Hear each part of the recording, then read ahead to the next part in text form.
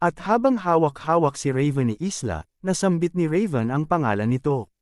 At pagkatapos ng ilang sandali, binitawan siya ni Isla.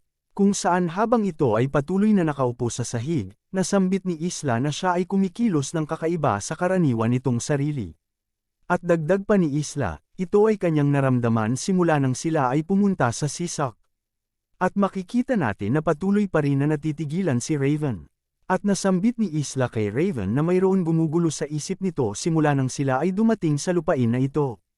At dagdag pa ni Isla, siya rin ay maraming iniisip tungkol dito. Kung saan habang patuloy na nakaupo si Raven sa sahig, napaisip na lang siya kung ano ito. At malungkot na nasambit ni Isla, ang bulok na lugar na Sisak at ang kinalakihan niyang lugar, ang lupain ng Valvas ay tunay na magkatulad. At nasambit ni Isla na ang Valvas ay isang teritoryo na binubuo ng magkakasamang mga lupain. At dahil dito, ito ay isang lugar na puno ng walang katapusang mga digmaan. At dagdag pa nito, dahil sa walang kabusugang kasakiman at katigasan ng ulo ng mga lord ng mga teritoryo. Hindi mabilang na mga tao at sundalo ang naging sakripisyo gaya ng kasalukuyang lugar ng Sisak. Kung saan dahil sa mga nasambit ni Isla, nagpatuloy lang si Raven sa pagtingin sa kanya. At nakayuko at malungkot na nasambit ni Isla na sa bawat pagpatay nito sa kanyang mga kalaban ng paisa-isa, unti-unti rin na nawawala ang dahilan niya para lumaban. At sa huli, naisipan niyang umalis. At humigpit ang kanyang pagkahawak sa kanyang mga sandata, at nasambit nito, na wala ang kagustuhan ko na mabuhay bilang isang knight ng Valvas. Hanggang sa ikaw ay nakilala ko, Pendragon. Wika nito habang tinititigan si Raven sa kanyang mga mata. At dahil dito, ito ay labis na ikinabigla ni Raven. At dagdag pa ni Isla, habang nakatingin ito kay Raven, gaya ng sinabi mo matapos ang ating laban.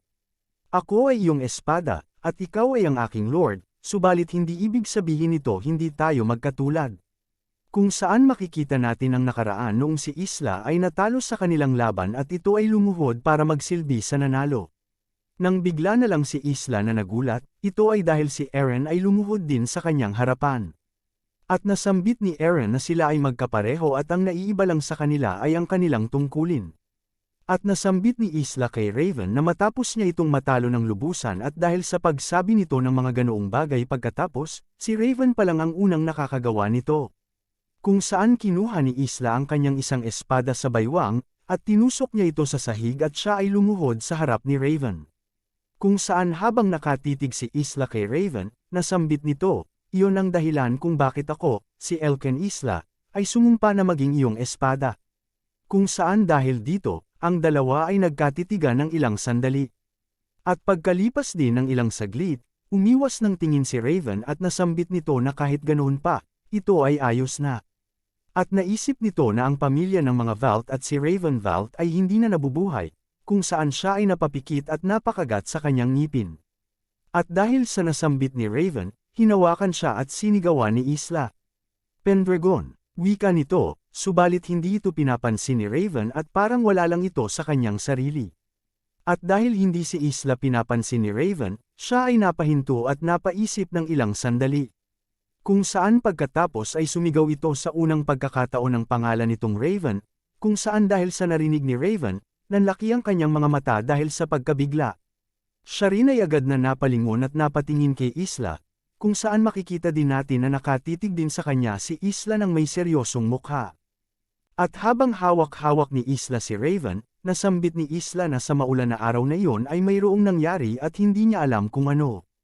At dagdag pa ni Isla, habang patuloy na nakahawak kay Raven, na hindi niya alam kung anong klase ng relasyon ang mayroon siya sa pamilya ng mga Valt. Subalit alam niya na ang pamilya ng Valt lamang ang tanging pamilya na pinrotektahan ang kanilang mga tao sa nabubulok na lugar na ito. At nasambit din ni Isla na narinig niya na sila ay mga mapagmalaking mandirigma. At dagdag pa ni Isla na siya din sa mga oras na iyon. Kung saan naalala nito ang mga oras na inagaw ni Eren ang lahat ng atensyon ng mga Centaur papunta sa kanya.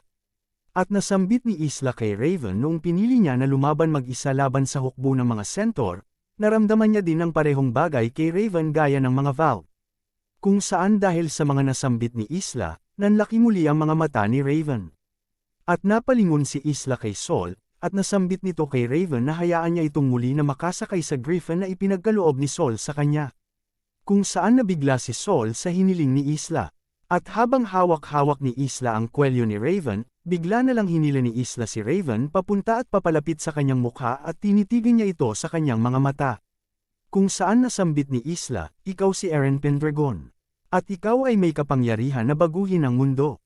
At may seryosong mukha na nasambit ni Isla na kaya niyang baguhin kahit pa ang bulok na lupain ng sisak na ito. Subalit parang wala pa din si Raven sa kanyang sarili kaya wala itong may naisagot. At habang patuloy na hawak-hawak ni Isla si Raven, naisip ni Raven na kahit pa ang pamilya ng Vault ay hindi na nabubuhay. Ang kanilang layunin ay nananatili pa din sa loob ng kanyang puso. Kung saan naalala nito ang mga mabubuting ginawa ng kanyang pamilya, sa pagsagip sa kanilang mga tao sa mga demonyo, kung saan makikita natin na ibinubuwis ng pamilya ng Vault ang kanilang mga sarili para puksain ang lahat ng mga demonyo para sa kaligtasan ng lahat ng kanilang mga tauhan. At ang kanyang magandang bagay na ginawa, kung saan sinagip niya ang isang batang orc sa kalaban na Centaur. At ang mga oras na nakipaglaban nito kay Teleo at sinagip si Luna. At ang mga oras din na sinagip at pinalaya niya ang kanyang mga tao sa pagkabihag sa mga mersenaryo sa isang bayan sa kanilang teritoryo.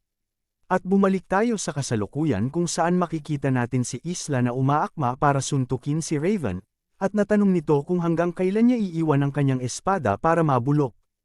At dahil hindi sumasagot si Raven, nagpakawala si Isla ng isang malakas na suntok at pag-alit na nasambit niya kay Raven na hindi niya ito mapapatawad.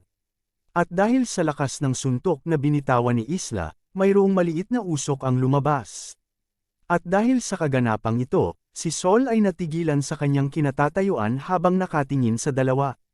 At makikita naman natin si Isla na bigla na lang napahinto at nanlaki ang mga mata. Ito ay dahil ang kanyang ipinalabas na suntok ay hinarang ni Raven gamit ng kanyang kamay. At habang hawak-hawak ni Raven ang kamao ni Isla, napangiti ito at napatawa. Kung saan nagtaka si Isla at napatingin na lang kay Raven. At natutuwang nasambit ni Raven na may ngiti sa kanyang mukha, hindi ka nagsasalita ngayon ng kagaya ng karaniwan mong sarili Isla. Kung saan dahil sa biglang pagbalik ni Raven sa dati niyang sarili. Makikita din natin ang tuwa sa mukha ni Isla. At masaya din itong nasambit. Ikaw din, ang mukha mo ay kakaiba ngayon, Pendragon. At masaya din ito na sinagot ni Raven. Hindi ko ito gusto na marinig galing sa iyo Isla. Kung saan ang dalawa ay napatawa ng malakas. At dahil sa mga kaganapang ito, si Saul ay napatingin na lang sa kanila habang ito ay natitigilan sa kanyang kinatatayuan. At pagkatapos ng ilang sandali, si Raven ay lumapit sa lamesa sa silid at kinuha nito ang tinapay. At habang hawak ang tinapay, si Raven ay umupo at tinawag si Saul. At nang kakainin na nito ang tinapay, nasambit niya kay Saul na ilabas ang dragon armor. Kung saan dahil sa kanyang nakikita at nasambit, makikita natin ang labis na saya at tuwa sa mukha ni Saul, kung saan ito ay naiiyak ng bahagya dahil sa pagbabalik ng dating Raven. At makikita natin sa labas ng bintana sa kanilang silid ang paghupa ng ulan at paglabas ng sinag ng araw. At lumipat tayo sa labas ng bar. Kung saan makikita natin ang tatlong mga mersenaryo sa labas na nag-uusap. At nasambit ni Gus na ngayon siya ay hihinto sa pagsilbi kay Rov Tylan. At dagdag pa nito na si Raven ay malamang huminto na din dahil sa huli wala din namang mapapala sa pagtayo sa tabi ni Tylan. At napabuntong hininga si Jody at nasambit nito kay Skyla na si Tylan ay ginawa ang lord ng teritoryo na si Count Brescia na kanyang kalaban, kaya siya ay sumasang-ayon kay Gus. Nang bigla na lang may sumulpot na isang paa na mayroong suot na engrandeng sapatos. Kung saan si Jody ay agad itong napansin. At nasambit ng may suot ng engrandeng kagamitan, pinaghintay kita, Jody. Kung saan napasigaw si Jody ng pangalan ni Raven. At makikita natin na naagaw ang pansin ng tatlong mersenaryo. Kung saan nanlalaki ang kanilang mga mata at napabukas sila ng kanilang mga bibig. Ito ay dahil sa kanilang harapan ay si Raven na mayroon ngayon suot na engrandeng kulay itim na mga kagamitan at kasama nito sa kanyang likuran si Isla at Saul. At nasambit ni Raven na sila ay pupunta na sa mansyon ni Tylan, kaya dalhin na nila ang mga kabayo. At bumalik tayo sa unang paglabas ni Raven, kung saan makikita natin ang engrandeng kulay itim na mga sapatos nito, ang engrandeng guantes at espada niyang kulay itim, at ang kanyang engrandeng baluti na mayroong mamahaling bato sa gitna. At habang ito ay nakatayo sa harapan ng bar, ito ay napansin ng tatlong mersenaryo kung saan sila ay agad na napalingon at nanlaki ang mga mata at napabukas ng kanilang mga bibig. At habang papalapit si Raven, ay nasambit nito, "Pinaghintay kita, Jody." Kung saan habang natitigilan si Jody sa kanyang kinatatayuan, napaisip siya na ang presensya ni Raven ay labis na nag-iba at ito ngayon ay naging mas dakila kesa ng dati. At si Skyla naman ay namula ang pisngi dahil sa biglang pagbabago ni Raven. At si Gus naman ay napaisip na mayroon na siyang hindi mabilang na nakitang mga kagamitan na mayroong mataas na kalidad noong siya pa ay isang bandit, subalit hindi niya pa nakikita ang ganitong klase ng armor na may ganito kataas at kaganda na kalidad. Kaya natanong nito sa kanyang isipan kung si Raven nga ba talaga ay isang mersenaryo. At pagkalipas ng ilang segundo nasambit ni Raven na sila ay kaagad na pupunta sa mansyon ni Tylan, kaya kunin na nila ang mga kabayo. Subalit dahil sa nasambit ni Raven, nagulat ang mga mersenaryo kung saan napasigaw si Jody kung ano ang ibig niyang sabihin. At pasigaw din na natanong ni Jody kay Raven kung pinaplano niya ba na kumampi kay Rov Tylan. At natanong naman ni Skyla kay Raven kung hindi niya ba alam na si Tylan ay nagkaroon ng kaaway sa Lord ng teritoryo ng Sisak. At nasambit naman ni Gus na kahit sila ay sumama sa mga Tylan, wala silang makukuhang mabuti dito. At dagdag pa nito na bagkus ang nabubulok na pamilya na yon ay masusugpo. Subalit sinagot lang sila ni Raven na kung ganoon ba. At nasambit ni Raven na sa ngayon, ito ay magiging problema kung si Tylan ay mamamatay. Kung saan agad itong sumakay sa kanyang kabayo at nasambit nito sa tatlo na ito ay kanyang laban, kaya wala siyang intensyon na pilitin ang mga ito dito. At habang nakasakay si Raven sa kanyang kabayo, napalingon siya sa tatlo at nasambit niya, "Mag-ingat kayo, Jody, Gus, at Skyla." Kung saan pagkatapos niya itong masabi, agad nitong pinatakbo ang kanyang kabayo para agad na pumunta sa mansyon ng mga Tylan. At makikita din natin ang paghanda ni Saul at ni Isla sa kanilang mga kabayo para agad na sumabay kay Raven. Pero tinangka ni Jody na pigilan ang mga ito, kung saan natanong niya kay Isla kung siya ba ay seryoso. At dahil sa mga nasambit nito, napatingin na lang sa kanya si Isla. At pagkalipas ng ilang sandali, nasambit ni Isla na ako ay kanyang espada. Kung saan pagkatapos ay agad din na pinatakbo ni Isla at Saul ang kanilang sinasakyang kabayo para agad na sumunod kay Raven. At dahil sa agad na pag-alis ng grupo ng mga Pendragon, makikita natin na natigilan ang tatlong mersenaryo sa kanilang kinatatayuan.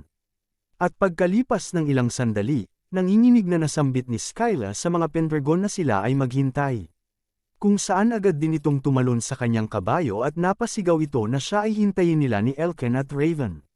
At dahil naman sa biglang ginawa ni Skyla, si Gus ay nagpalabas ng nakakatawang nagugulat na mukha at napasigaw siya kung ano ang ginagawa nito. At nasambit ni Gus na ang pulang babaeng yon ay nababaliw na. At napabuntong hininga na nasambit ni Jody na sila ay may utang sa kanila pagkatapos ng pagpatay nila sa mga demonyo. Kung saan makikita na agad din sumakay si Jody sa kanyang kabayo. At ito ay labis din na ikinabigla ni Gus. At habang sakay si Jody ng kanyang kabayo, nasambit niya na mayroon siyang pakiramdam na kung maghihiwalay ang kanilang mga landas ngayon, paniguradong pagsisisihan nila ito. At agad din na sumunod si Jody sa kanila sakay ng kanyang kabayo, kung saan si Gus ay naiwan na nakatayo sa kanyang kinatatayuan. At habang ito ay nakatayo at nakatingin sa kanila habang paalis, si Gus ay nagpapalabas ng naiinip na mukha. At pagkatapos ng ilang sandali, pag-alit nitong nasambit habang sumasakay din sa kanyang kabayo, "Bahala na, at sila ay mga tanga." At pumunta naman tayo malapit sa teritoryo ng pamilya ng Tylan, habang sakay ng kanilang mga kabayo ang mga Pendragon. Makikita ang pag-apoy sa paligid ng teritoryo ni Rov Tylan, kung saan makikita natin ang mga tao na tumatakbo paalis sa kanilang mga nasusunog na bahay at lupain. At makikita din natin ang nag-iiyakan ng mga bata sa nasusunog na lupain dahil sa pagkamatay ng kanilang magulang dahil ito ay nadaganan ng malaking bato galing sa nasusunog na bahay. At dahil sa nakikita ni Raven, ito ay napakagat ng kanyang ngipin. At dahil napansin siya ni Isla, natanong siya ni Isla, "Ano sa tingin mo ang mayroon sa alitan na ito, Pendragon?" Kung saan dahil sa tanong na ito, napatingin si Raven kay Isla.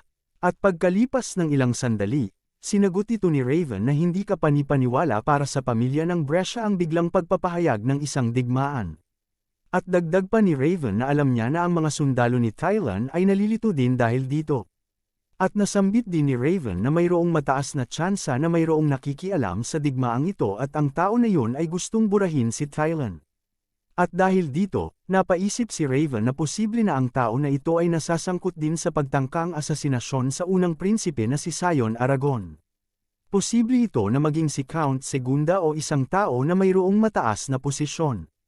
At habang sakay ng kanilang kabayo, napansin ni Raven si Isla na nagpapalabas ng seryosong mukha. At napansin din nito ang mahigpit na pagkahawak ni Isla sa kanyang mga sandata. At dahil dito, nasambit ni Raven na huwag siyang basta-basta na lang pumatay ng mga sundalo, kung saan ang laki ang mga mata ni Isla sa nasambit ni Raven. At dagdag pa ni Raven na ang mga sundalo ay sumusunod lamang sa utos ng kanilang Lord. Kung saan dahil sa mga sinabi ni Raven, napatingin sa kanya si Isla.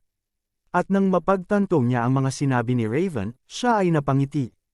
At habang papalapit ang grupo ng mga Pendragon sa mansyon ni Rov Tylan, kung saan makikita natin na ito ay nasusunog. At si Raven at Isla ay bigla na lang nagulat at nanlaki ang mga mata dahil sa kanilang nakikita sa malayo.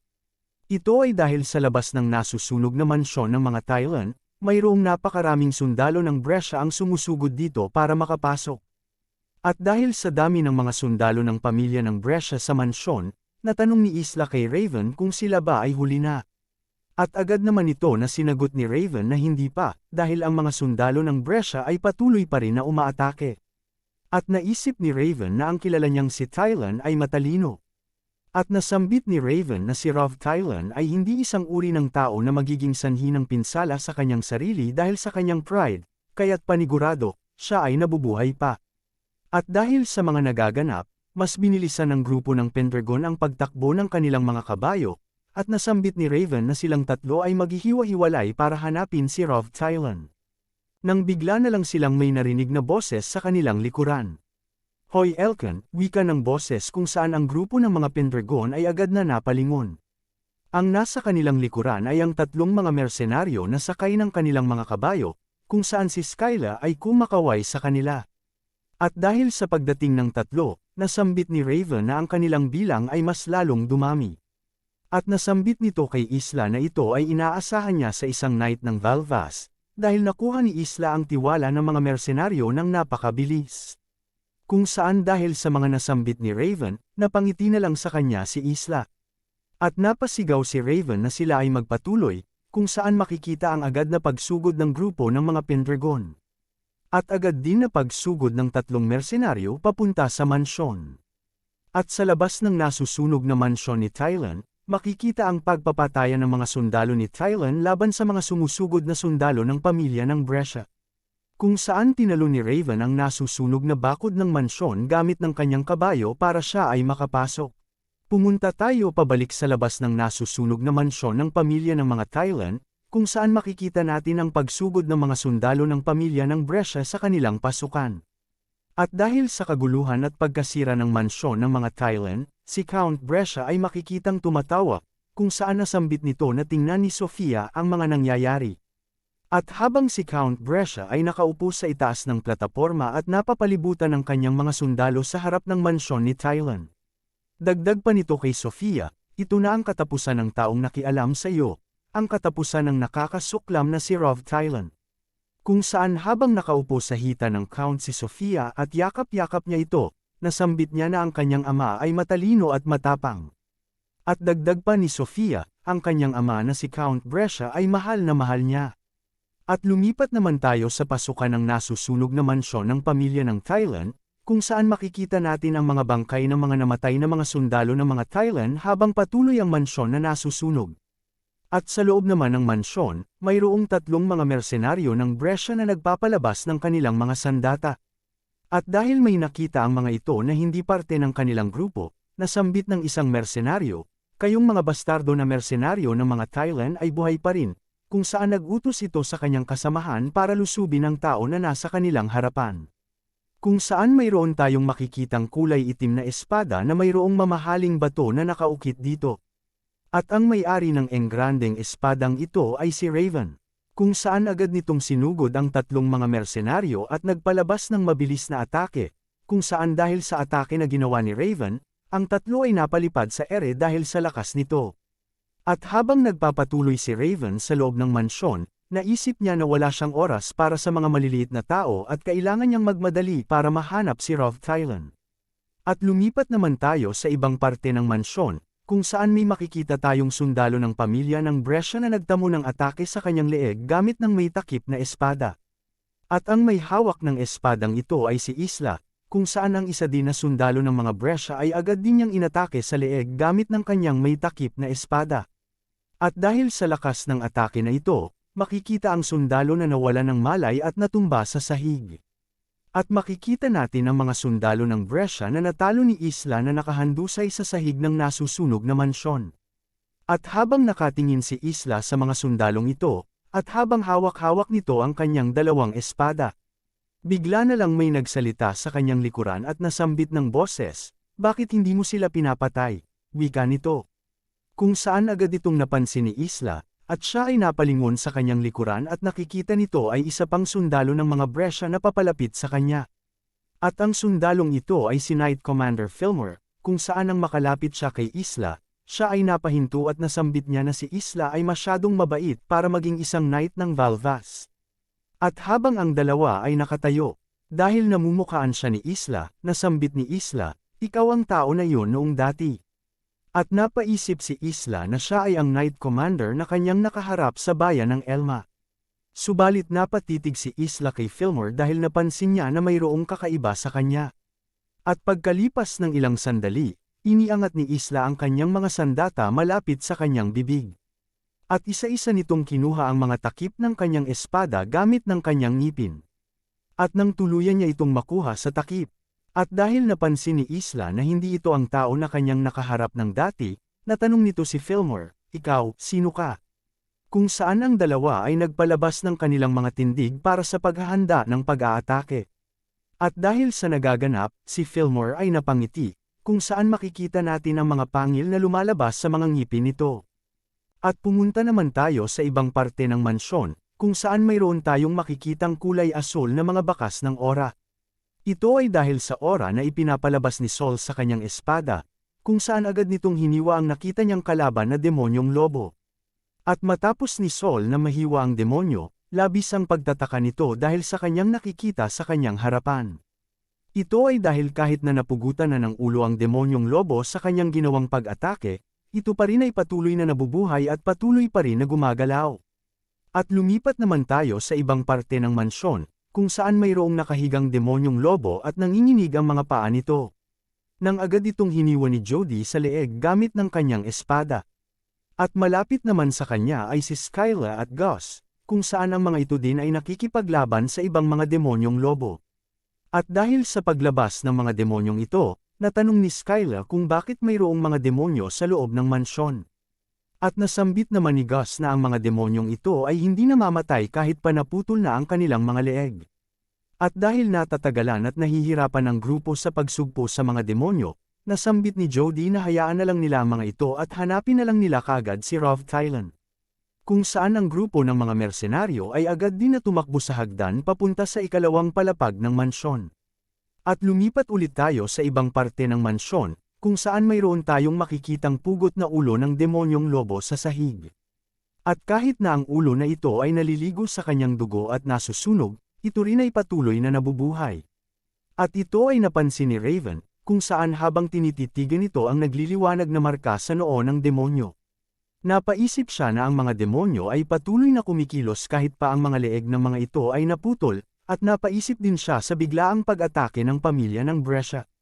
Kung saan dahil dito, nasambit niya sa kanyang isipan na ito ay tulad ng kanyang inaasahan, kung saan nakakasigurado siya na mayroong tao sa likod ng kaganapang ito.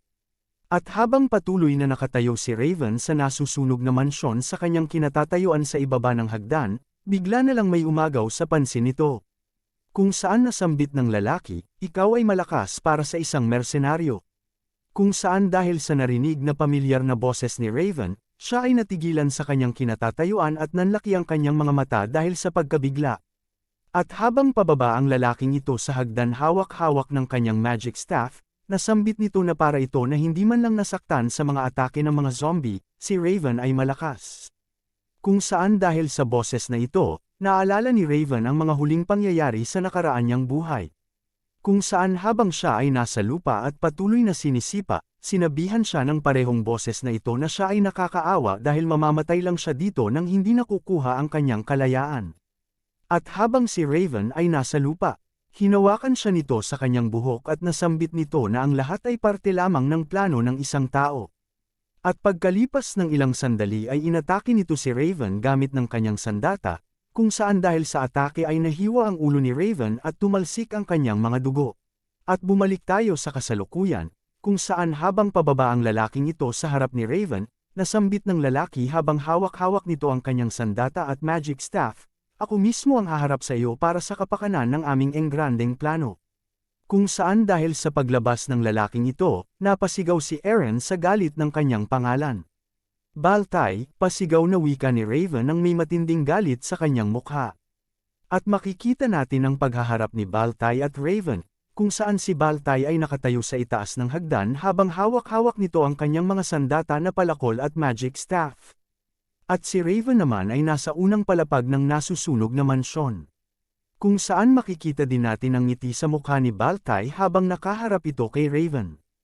At ang matinding galit naman sa mukha ni Raven habang ito ay nakaharap kay Baltay. At lumipat naman tayo pabalik kay Isla at Fillmore, kung saan ang dalawa ay patuloy na nakikipagbakbakan sa ikalawang palapag sa nasusunog na mansyon. At makikita natin na nagpalabas ng atake si Fillmore gamit ng kanyang espada papunta kay Isla. Subalit agad din naman itong hinarang ni Isla gamit din ng kanyang espada. At habang nagbabanggaan ang kanilang mga sandata, bigla na lang itong inilihis ni Isla kung saan naitulak nito ang espada ni Fillmore papunta sa sahig. At dahil sa ginawa ni Isla, masayang nasambit ni Fillmore na si Isla ay isang sutil na bata. Kung saan agad din iniangat ni Fillmore ang kanyang espada. At dahil dito, naitulak niya pabalik ang kamay ni Isla. Subalit kahit pa naitulak nito si Isla, nagawang mahiwa ni Isla ang tagiliran ni Fillmore gamit ng kanyang isa pang sandata, ngunit nasambit ni Fillmore na ito ay mababaw. At agad din na hinarang ni Fillmore ang sandata ni Isla, kung saan pagkatapos nito ay agad na muling nagpakawala ng atake si Fillmore papunta kay Isla. Kung saan habang si Fillmore ay umaatake, nasambit nito kay Isla na siluhin niya ang kanyang atake. Subalit nagawa itong maiwasan ni Isla ng bahagya, kung saan ang atake na ito ay dumaan malapit sa kanyang ulo. At makikita natin ang pagyuko ni Isla ng patalikod para maiwasan ang ginawang pag-atake ni Fillmore. At habang iniiwasan ni Isla ang atake ni Fillmore, inapak nito ng malakas ang kanyang paa sa sahig para kumuha ng buwelo. Kung saan agad din siya na bumawi ng atake gamit ng kanyang espada ng pasaksak kay Fillmore. Ngunit ito ay nagawang maiwasan ni Fillmore sa pamamagitan din ng pagyuko. Pero agad din na nagpakawala si Isla ng kasunod na atake, subalit ito din ay nagawang maharang ni Fillmore. At habang patuloy na hinaharang ni Fillmore ang isang espada ni Isla, bigla na lang si Isla na umikot sa kanyang tagiliran, at pagkatapos nito, si Isla ay nagpakawala ng atake papunta sa tiyan ni Fillmore kung saan ito ay nahiwa at tumalsik ang mga dugo. At kahit pa na ganoon, kumuha pa din si Isla ng buwelo at tumalon ng napakataas at muling inatake si Fillmore. Kung saan sa atake na ito na ginawa ni Isla, nahiwa ang leeg ni Fillmore. At dahil sa pagkahiwa ng leeg ni Fillmore, sumirit ang napakaraming dugo sa kanyang sugat. At kahit na nahiwa na ni Isla ang leeg ni Fillmore, makikita natin na hawak-hawak pa din ni Fillmore ang kanyang espada ng mahigpit. Kung saan pagkalipas lang ng ilang sandali ay ginamit niya ito para saksakin si Isla sa kanyang balikat. At ito ay ikinagulat naman ni Isla. At dahil sa pagkakasaksak ng balikat ni Isla, napakagat siya ng kanyang ngipin dahil sa sakit na kanyang nararamdaman. At agad din na napa-atras si Isla habang hinihila ang kanyang kamay sa sahig kung saan nabitawan nito ang kanyang isang espada. At makikita natin na namimilipit si Isla sa sakit habang hawak-hawak nito ang kanyang kamay dahil sa kanyang sugat na natamo. At habang siya ay nakaharap kay Fillmore, makikita natin na kahit na nahiwa na ang leeg ni Fillmore ay patuloy pa din ito sa paggalaw. Kung saan pagkalipas ng ilang sandali ay hinawakan ni Fillmore ang kanyang ulo. At agad niya itong ibinalik sa dating posisyon noong hindi pa ito nahihiwa ni Isla. At dahil sa mga nasisilayan ni Isla, ito ay labis niyang ikinabigla kung saan nanlaki ang kanyang mga mata. At dahil sa pagkahiwa ng kanyang ulo, nasambit ni Fillmore na ito ay inaasahan niya sa isang knight ng Valvas na mayroon ng karanasan sa daan-daang digmaan. At dagdag pa ni Fillmore na mukhang ang katawan niya ay hindi bagay para kumalaban kay Isla. At habang nakaupo at hawak-hawak ang kanyang sugat, sinagot ni Isla si Fillmore, "Tinalikuran mo ang pagiging isang tao, bastardo." At agad din itong sinagot ni Fillmore na nilampasan na niya ang pagiging tao para sa kapakanan ng kanilang engrandeng plano, at dagdag pa nito na ang kanilang lord ngayon ay isang kahangahangang tao.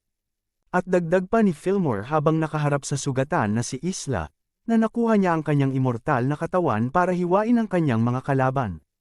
At dahil sa mga nasambit ni Fillmore, napatanong si Isla kung ano ang ibig nitong sabihin sa engrandeng plano. Kung saan agad din itong sinagot ni Fillmore, na ang mga walang halaga na mga nilalang ay walang kailangan na malaman tungkol dito. At dagdag pa nito, na kahit pa siya o si Isla ay hindi ito malalaman.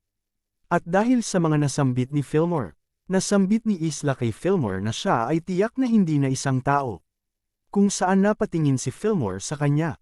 At dagdag pa ni Isla ng may pang-iinis na mukha, na si Fillmore ngayon ay isang puppet na lamang. Kung saan dahil sa kanyang sinabi, si Fillmore ay napatitig sa kanya. At pagkalipas ng ilang sandali, si Fillmore ay sumugod ng nagagalit at sumugod din si Isla papunta sa kanya kahit na ang ginagamit na lang nito ay ang kanyang isang kamay. At pumunta tayo pabalik sa hagdan sa loob ng nasusunog na mansyon ng pamilya ng mga Thailand. Kung saan makikita naman natin si Raven at si Baltay na nakikipagbakbakan sa isa't isa, kung saan ngayon ang sandata ng dalawa ay nagbabanggaan. At habang magkadikit ang sandata ng dalawa, nilipat ni Baltay ang pagkahawak sa kanyang palakol para ito ay makawala at agad na umatake kay Raven. Subalit, nagawa pa din itong harangin ni Raven sa pamamagitan ng pagpapalabas din ng atake pabalik kay Baltay. At habang nagpapatuloy ang kanilang pagpapalabas ng atake sa isa't isa, natanong ni Baltay kay Raven kung paano niya nalaman ang kanyang pangalan. At kung saan sila nagkatagpo. At natanong din ito kung siya ba ay ganoon kasikat kung bakit niya ito nakilala. At habang patuloy pa din ang dalawa sa pakikipagbakbakan, sinagot naman siya ni Raven na hindi niya ito kailangan na sagutin. Ito ay dahil si Baltay ay mamamatay din naman ngayon dito. Kung saan agad na sumugod si Raven at nagpalabas ng malakas na atake. Subalit, nanlaki ang mga mata ni Raven dahil hindi niya inaasahan na maiiwasan ito ni Baltay ng ganoon lamang kadali. At dahil sa hindi tumama na atake ni Raven, ang kanyang likuran ay naging bukas para sa atake kung saan nasambit ni Baltay, "Ikaw ay bukas, sutil na bata."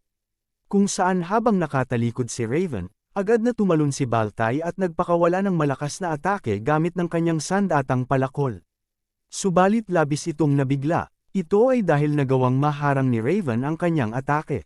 At habang nagbabanggaan ang kanilang mga sandata, napatanong si Baltay sa kanyang isipan kung nagawa lang ba ni Raven na pigilan ang kanyang war axe gamit lamang ng kanyang isang kamay. At makikita natin ngayon si Raven na nagpapalabas ng kulay pula na dragon aura, kung saan ang mga mata nito ay naging kulay pula at mayroong lumalabas na kulay pulang pakpak na aura sa gilid ng kanyang mga mata. At dahil sa biglang pagpapalabas ng kapangyarihan ni Raven, mapapansin ang biglang pagbabago nito.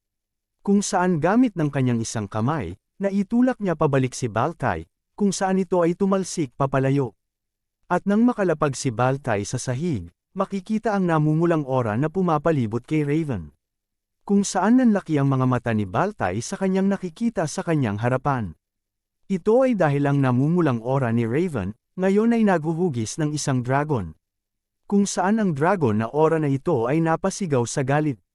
At dahil sa pagsigaw ng aura ito ay naramdaman ni Baltay at napatanong siya sa kanyang isipan kung ito ba ay isang dragon aura. At nang mapagtanto ito ni Baltay, pagkalipas ng ilang sandali, siya ay napangiti. Kung saan habang patuloy na nagpapalabas si Raven ng kanyang pulang dragon aura, nasambit ni Baltay na siya ay interesado dito. At dagdag pa nito na ito ay isang bagay na sulit na daktin. At habang dinidilaan ni Baltay ang kanyang daliri, nasambit niya na ang dugo ng pagiging Demon Corp sa loob niya ay kumukulo.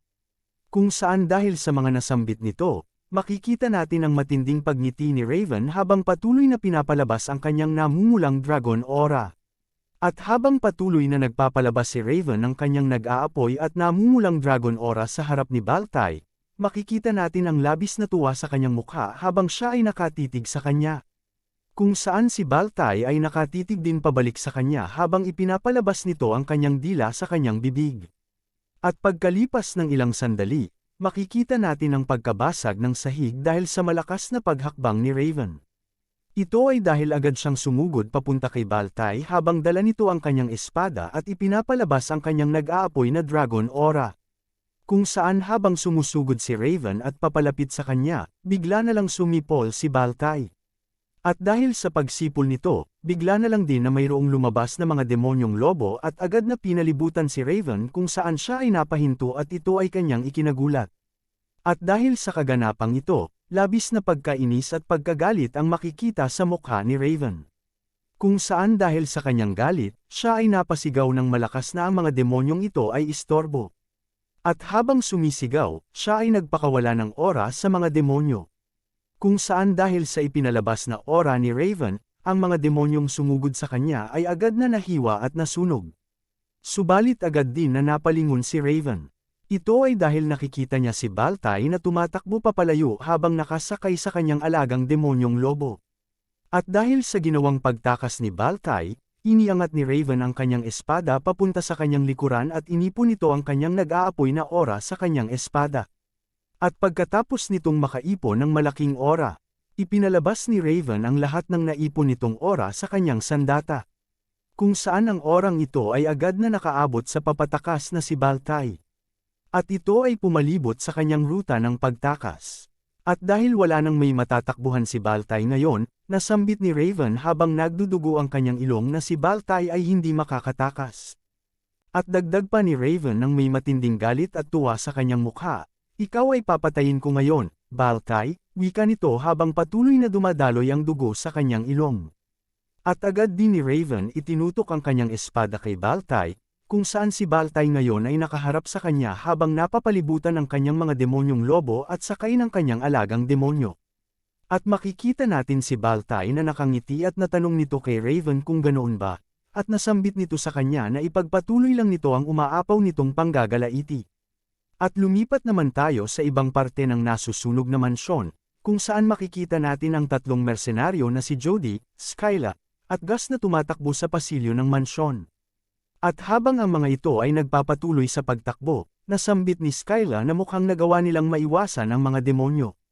At agad din naman itong sinagot ni Gus na sa tingin niya ay hindi nila naiwasan ang mga demonyo, at malamang ang mga demonyo ay bigla na lang nawala. At nasambit din ni Jody na mas mabuti na ang mga demonyo ay wala ngayon sa kanila. At dagdag pa nito na kailangan na nilang mahanap kaagad si Rov Tylan. Nang bigla na lang nanlaki ang mga mata ni Jody at siya ay napanganga dahil sa pagkabigla. Ito ay dahil ang nasa kanilang harapan at nasa malayo ay si Tylan, kung saan ito ay nakaupo sa sahig at tinututukan ng espada ng isang sundalo ng pamilya ng Brescia. At pasigaw na nasambit ng sundalong ito na si Rov Tylan ay isang traidor. At dagdag pa nito bilang utos ng kanilang lord na si Count Brescia, siya ngayon ay kanyang papatayin dito. At agad din naman itong sinagot ni Tylan na ang sinabi ng tanga nilang lord ay walang basehan. At dagdag pa nito na si Count Brescia ay nababaliw na. At natanong nito sa sundalo kung talaga bang pinapaniwalaan niya ang lahat ng sinabi ng matabang baboy na yon. At habang inaangat ng sundalo ang kanyang espada para tagain si Tylan, nasambit nito na ang bagay na ito ay iniulat ng isa sa pinakamatapang na mandirigma ng sisak na si Knight Commander Fillmore. At dagdag pa ng sundalo na hindi posible na ang taong yon ay magkakamali sa kanyang hatol. Kung saan agad nitong inatake si Tylan. Nang bigla na lang tayong may maririnig na pagbanggaan ng mga espada. Ito ay dahil ang ginawang atake ng sundalo ay agad na hinarang ni Jody gamit ng kanyang espada. Kung saan habang hinaharang nito ang sundalo, napalingon si Jody kay Tylan at natanong niya si Tylan kung siya ba ay ayos lang. At dahil sa biglang paglabas ni Jody, napasigaw si Tylan ng salitang mersenaryo. Kung saan agad din na sumulpot si Jody at Gus sa likuran ng dalawa pang sundalo ng pamilya ng Brescia. At agad na tinaga ni Gus ang kalaban na sundalo. At ganoon din ang ginawa ni Skyla. At tinaga din ni Jody ang kanyang kalaban na sundalo.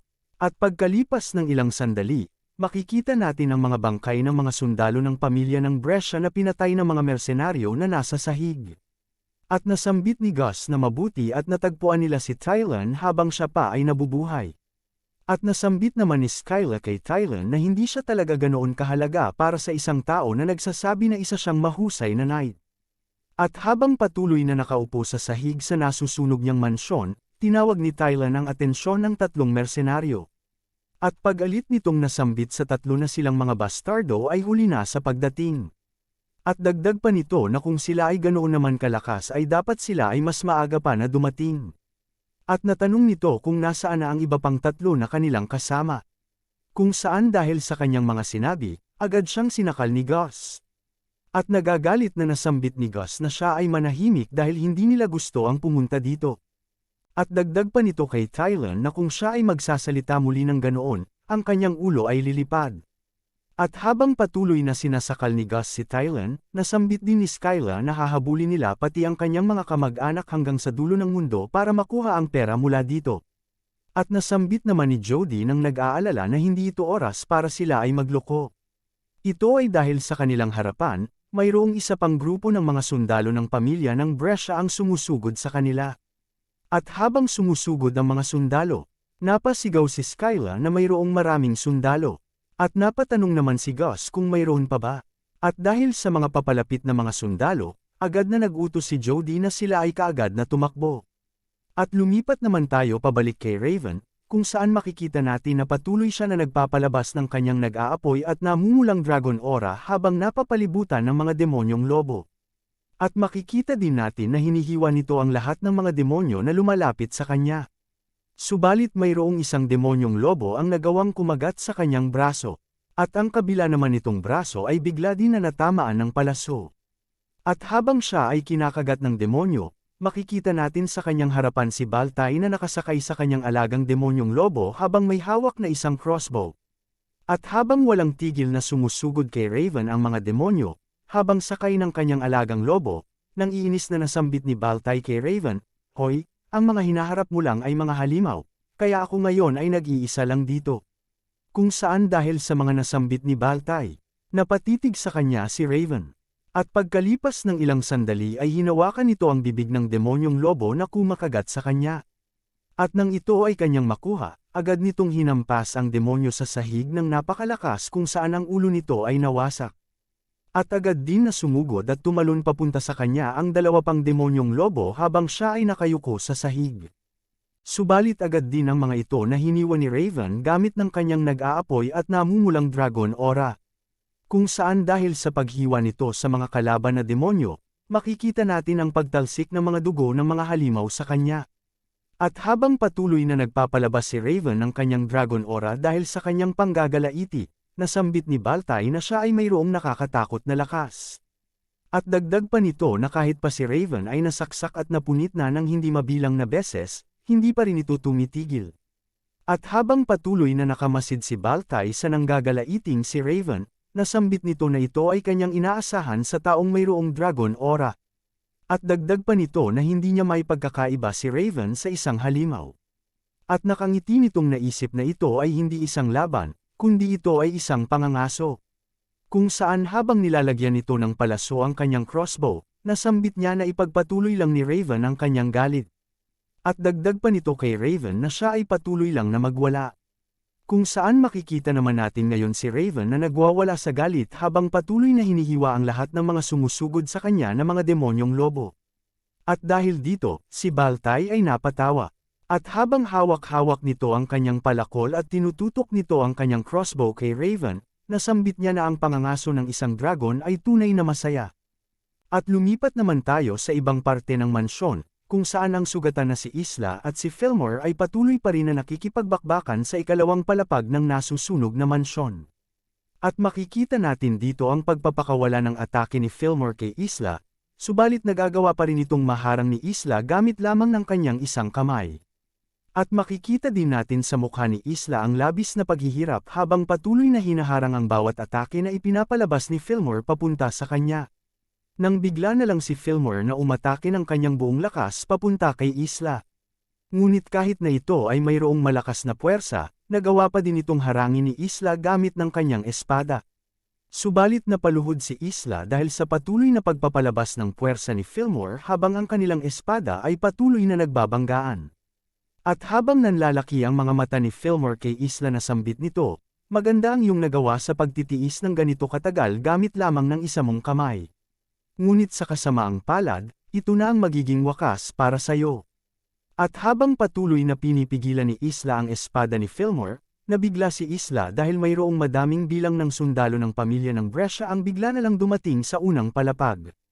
At habang ang mga sundalo ay tumatakbo papunta sa ikalawang palapag, nasambit ng mga ito kay Fillmore na siya ay susuportahan nila. At dahil sa biglang pagdating ng mga sundalo ng Brescia, nasambit ni Fillmore kay Isla na kung ang mga sundalo na iyon ay sumali sa laban. Si Isla ay wala ng pagkakataon na manalo, kung saan labis itong ikinabahala ni Isla. At pinapili ni Fillmore si Isla, kung saan siya ngayon ay tumakas at hahabulin siya bilang isang duwag o siya ay manatili dito at pupugutan niya ito ng ulo. At habang patuloy na nagbabanggaan ang kanilang mga espada, napasigaw si Fillmore na siya ay kaagad na pumili. Kung saan si Isla ay unti-unting nakatayo sa kanyang pagkaluhod. At dahil sa kapaguran, makikita natin ang unti-unting panghihina ni Isla. Kung saan habang hawak-hawak nito ang kanyang espada, bigla niya na lang itong iniangat ng bahagya. At bigla niya na lang din na binitawan ang kanyang espada.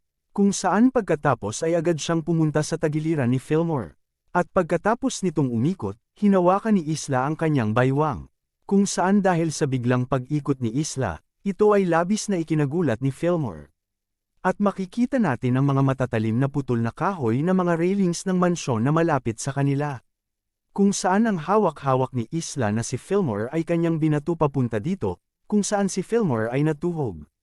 At dahil sa pagkatuhog ni Fillmore sa railings, napasigaw ito ng malakas dahil sa sakit na kanyang nararamdaman.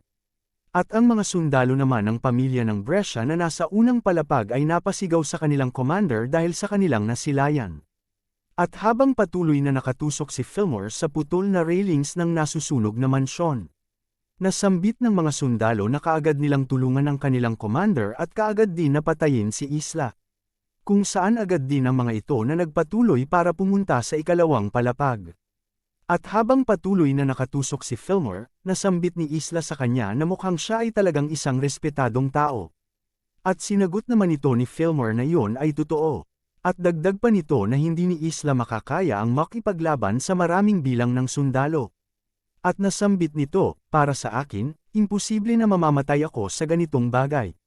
Kung saan dahil sa mga nasambit ni Fillmore, napatitig na lang sa kanya si Isla. At pagkalipas ng ilang sandali, hinigpitan ni Isla ang pagkahawak sa kanyang espada.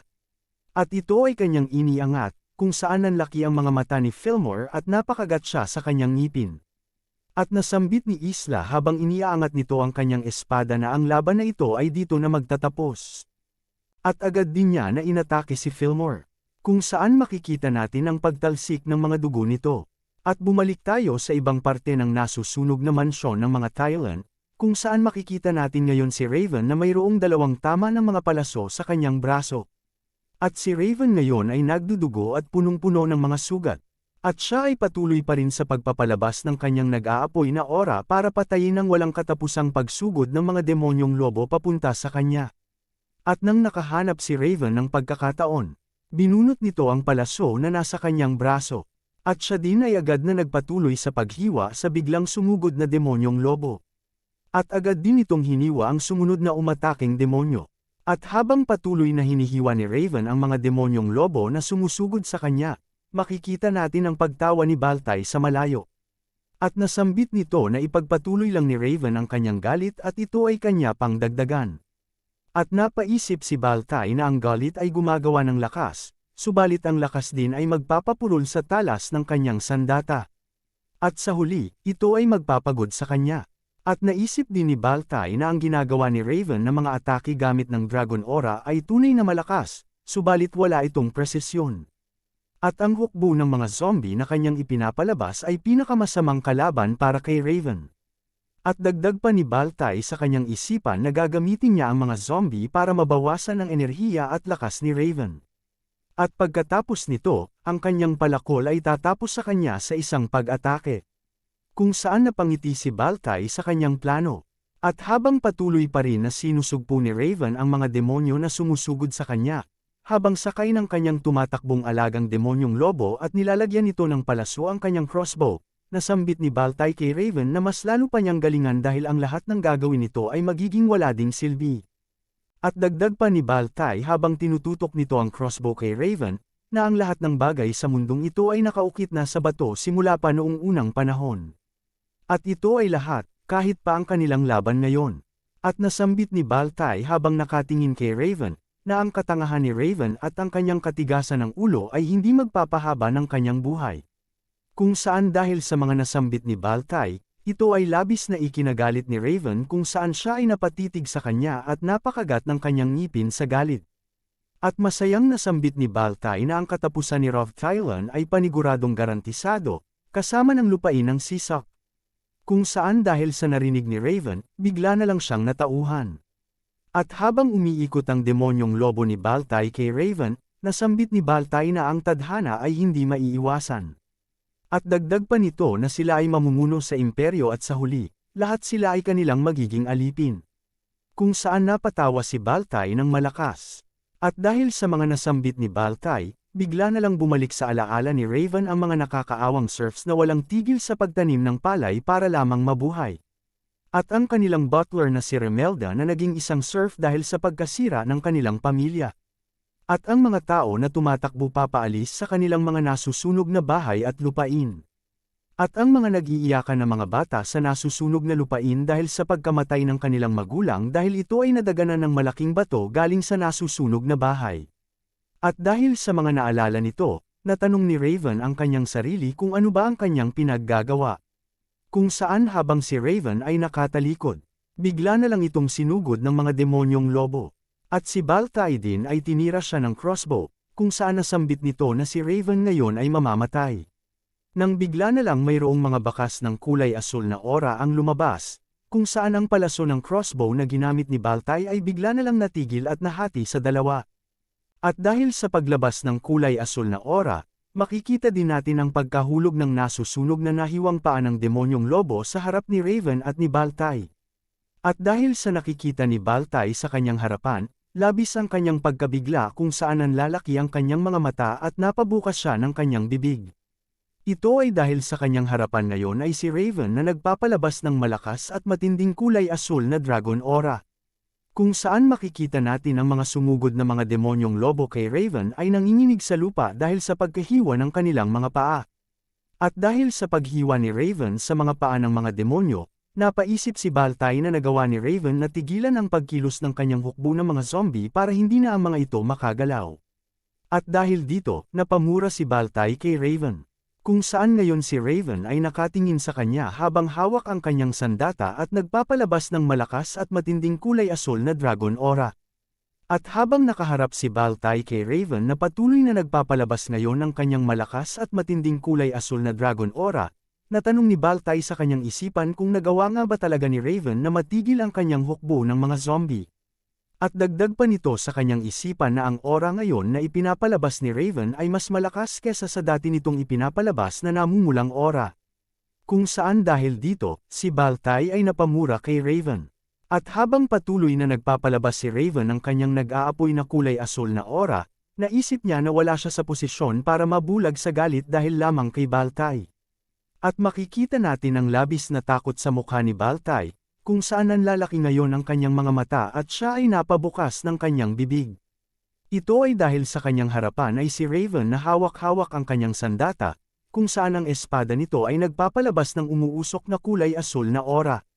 At habang patuloy nitong hawak ang kanyang sandata, nasambit niya sa kanyang isipan na siya ay tagapagmana ng layunin ng pamilya ng Val. Kung saan bumalik sa kanyang alaala ang mga oras na hiniwan ng kanyang ama ang demonyong lobo na sumusugod, para mailigtas ang babae at ang kanyang anak sa panganib. At pagsugpo ng kanyang ama at kuya sa mga demonyo na nasa kanilang teritoryo para sa ikabubuti ng kanilang mga tao. Kung saan dahil sa mga naalala ni Raven, napahigpit siya ng pagkahawak sa kanyang espada. At habang hawak-hawak ang kanyang espada at patuloy na ipinapalabas ang kanyang malakas at matinding kulay asul na aura sa harap ni Baltay. Nasambit nito sa kanyang isipan na bilang tagapagmana ng layunin ng mga Vault, gagampanan niya ang kanyang tungkulin. At lumipat naman tayo pabalik sa pasukan ng nasusunog na mansyon ng pamilya ng mga Thailand, kung saan wala pa rin tigil ang pagsugod at pagpasok ng mga sundalo ng pamilya ng Brescia. At pumunta tayo sa itaas ng bubong ng patuloy na nasusunog na mansyon, kung saan makikita natin ang tatlong mga mersenaryo na nakatayo sa gilid ng bubong habang pinoprotektahan nila si Rov Thailand sa mga papalapit na grupo ng mga sundalo ng pamilya ng Brescia. At dahil wala nang matatakasan si Thailand at ang grupo ng mersenaryo, nasambit ng sundalo ng Brescia na ito na ang magiging katapusan para sa kanila dahil hindi na sila makakatakbo. Kung saan dahil sa mga nasambit ng sundalo, makikita natin sa mga mukha ng tatlong mersenaryo at ni Thailand ang labis na pag-aalala. At dahil dito, napamura si Thailand at pasigaw nitong natanong sa mga mersenaryo kung bakit pa sila dito pumunta, dahil sila ngayon ay walang may matatakasan. At agad din naman itong sinagot ni Skyla ng pasigaw na wala silang may pagpipilian dahil ito lang ang tanging lugar para maiwasan nila ang mga nagliliyab na mga apoy sa mansyon. At naiinis at pasigaw din na nasambit ni Gus kay Thailand na kung siya ay magpapatuloy pa sa pagsasalita, siya ay kanyang pupugutan ng ulo at ibibigay niya ito sa mga sundalo ng Brescia. At habang hinihingal, nasambit din ni Jody na malamang ito lang ang tanging paraan para sila ay mabuhay. Kung saan pagkalipas ng ilang sandali, bigla na lang naghanda ang mga sundalo ng pamilya ng Brescia, kung saan ito ay ikinabahala ng tatlong mersenaryo at ni Rov Thailand. Nang bigla na lang ang mga sundalo ng pamilya ng Brescia na sumugod papunta sa kanila dala-dala ng kanilang mga sandata. At habang ang mga sundalo ay patuloy na tumatakbo papalapit sa mga mersenaryo at kay Thailand, bigla na lang may lumabas na kulay asul na ilaw sa kanilang inaapakang bubong. At ito ay ikinasira ng bubong, kung saan dahil sa biglang pagkasira nito, napahinto at napaatras pabalik ang mga sumusugod na sundalo ng Brescia. At ito ay ikinagulat din ng mga mersenaryo at ni Rov Thailand. Kung saan makikita natin ang tatlong mersenaryo na napanganga at nanlaki ang mga mata dahil sa pagkagulat sa biglaang pangyayari. At pagkalipas ng ilang sandali, si Jody ay napatingala sa himpapawid dahil sa biglang paglabas ng isang nilalang sa nasirang bubong. At dahil sa biglang paglabas ng nilalang na ito papunta sa himpapawid, ang tatlong mersenaryo ay natigilan sa kanilang kinatatayuan habang nakatingala. At ganoon din ang naging reaksyon ng mga sundalo ng pamilya ng Brescia. At may makikita tayong isang kamay na nagpapalabas ng aura blade, kung saan ang aura blade na ito ay ipinapalabas ni Sol habang siya ay patuloy na nakalutang sa ere. At dahil namumukhaan si Sol ng mga mersenaryo, sabay-sabay nilang nasambit ng pasigaw ang pangalan ni Sol. At dahil may napapansin din na kakaiba si Skyla kay Sol, napatanong siya kung ang nasa likuran ba ni Sol ay mga pakpak. Habang si Tyler naman ay napasambit na si Sol ay napakaganda. At habang lumulutang si Sol sa ibaba ng mga mersenaryo at ng mga sundalo ng pamilya ng Brescia, bigla na lang siyang nagpatuloy sa paglipad, kung saan siya ay agad na lumipad papunta sa tatlong mga mersenaryo at kay Thailand. At nang si Sol ay makalapit sa kanila, bigla na lang nitong hinawakan si Skyla at Thailand sa kanilang mga damit. At ganoon din ang ginawa ni Sol kay Jody at Gus, kung saan ang mga ito ay nagulat at nalito sa biglang pagsunggab sa kanila ni Sol. At dahil sa pagdala ni Sol sa mga mersenaryo sa himpapawid, wala nang may nagawa ang mga sundalo ng Brescia. At nang mapagtanto ng apat ang mga pangyayari, makikita natin ang nakakatawang mukha ng apat dahil sa takot sa biglang pagsunggab sa kanila ni Sol papunta sa himpapawid. At si Sol ay nagpatuloy lang sa paglipad sa itaas, kung saan ang mga sundalo ng Brescia ay napatingin na lang sa kanila habang unti-unti silang nawawala sa kalangitan. At nang mapagtanto din ng mga sundalo ng Brescia ang mga pangyayari, nasambit ng isang sundalo ng pasigaw na ang mga ito ay nakatakas. At natanong naman ng isang sundalo kung sino ang babae na bigla na lang sumulpot. At habang patuloy na hawak-hawak ni Sol ang apat habang sila ay nakalambitin sa himpapawid, nasambit ni Tyler na para madala ang madaming tao gamit lamang ng kanyang mga daliri, si Sol ay may nakakatakot na lakas. At sinagot naman ni Skyla si Tyler ng patanong kung ito lang ba ang kanyang ikinagulat. Habang si Jody naman at Gus ay nagpapalabas na lang ng natatakot at naiinip na mukha habang ang mga ito ay patuloy na hawak-hawak ni Sol. Kung saan habang ang mga ito ay papalayo sa nasusunog na mansyon ng pamilya ng Thailand, nasambit ng mga ito na hindi ito maaari. At bumalik naman tayo sa loob ng nasusunog na mansyon, kung saan makikita natin ang pagdating ng mga sundalo ng Brescia sa ikalawang palapag papunta kay Isla. At dahil sa pagdating ng mga sundalo, napatitig na lang si Isla sa kanila. Kung saan dahil din sa pagdating ng mga sundalo, nasilayan ng mga ito ang nagdudugong espada ni Isla. Nang bigla na lang sumigaw si Fillmore at natutuwang nasambit nito sa mga sundalo, "Magaling at nakapunta kayo dito. Aking mga sundalo na pinalaki ko ng maayos para maging isang mapagmalaking mandirigma ng sisak." At nasambit din ito habang nakatingin sa kanyang mga sundalo na sila ay kanyang pinakatapat na mga tauhan.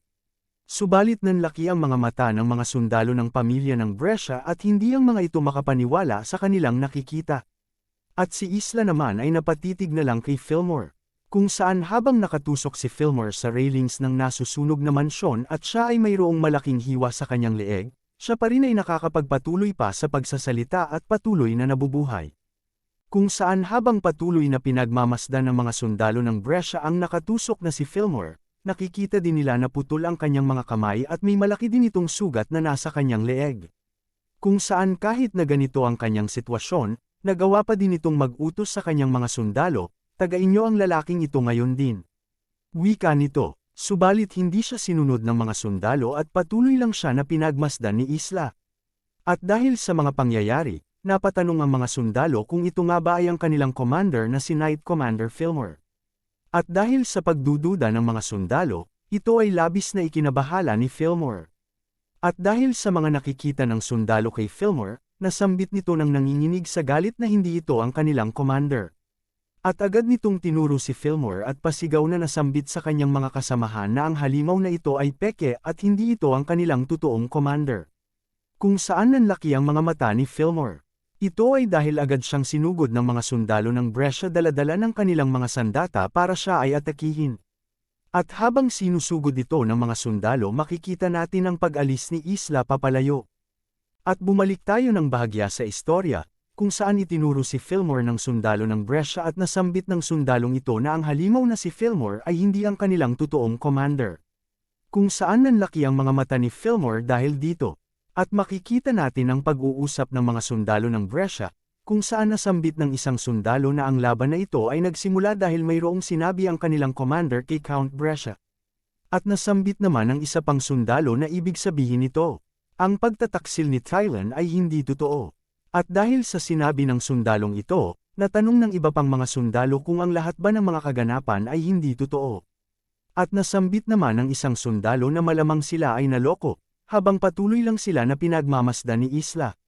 At habang patuloy na nakatusok si Fillmore sa railings ng nasusunog na mansyon, ang pag-uusap ng mga sundalo ay kanyang narinig kung saan siya ay napakagat sa kanyang ngipin dahil sa pagkabahala.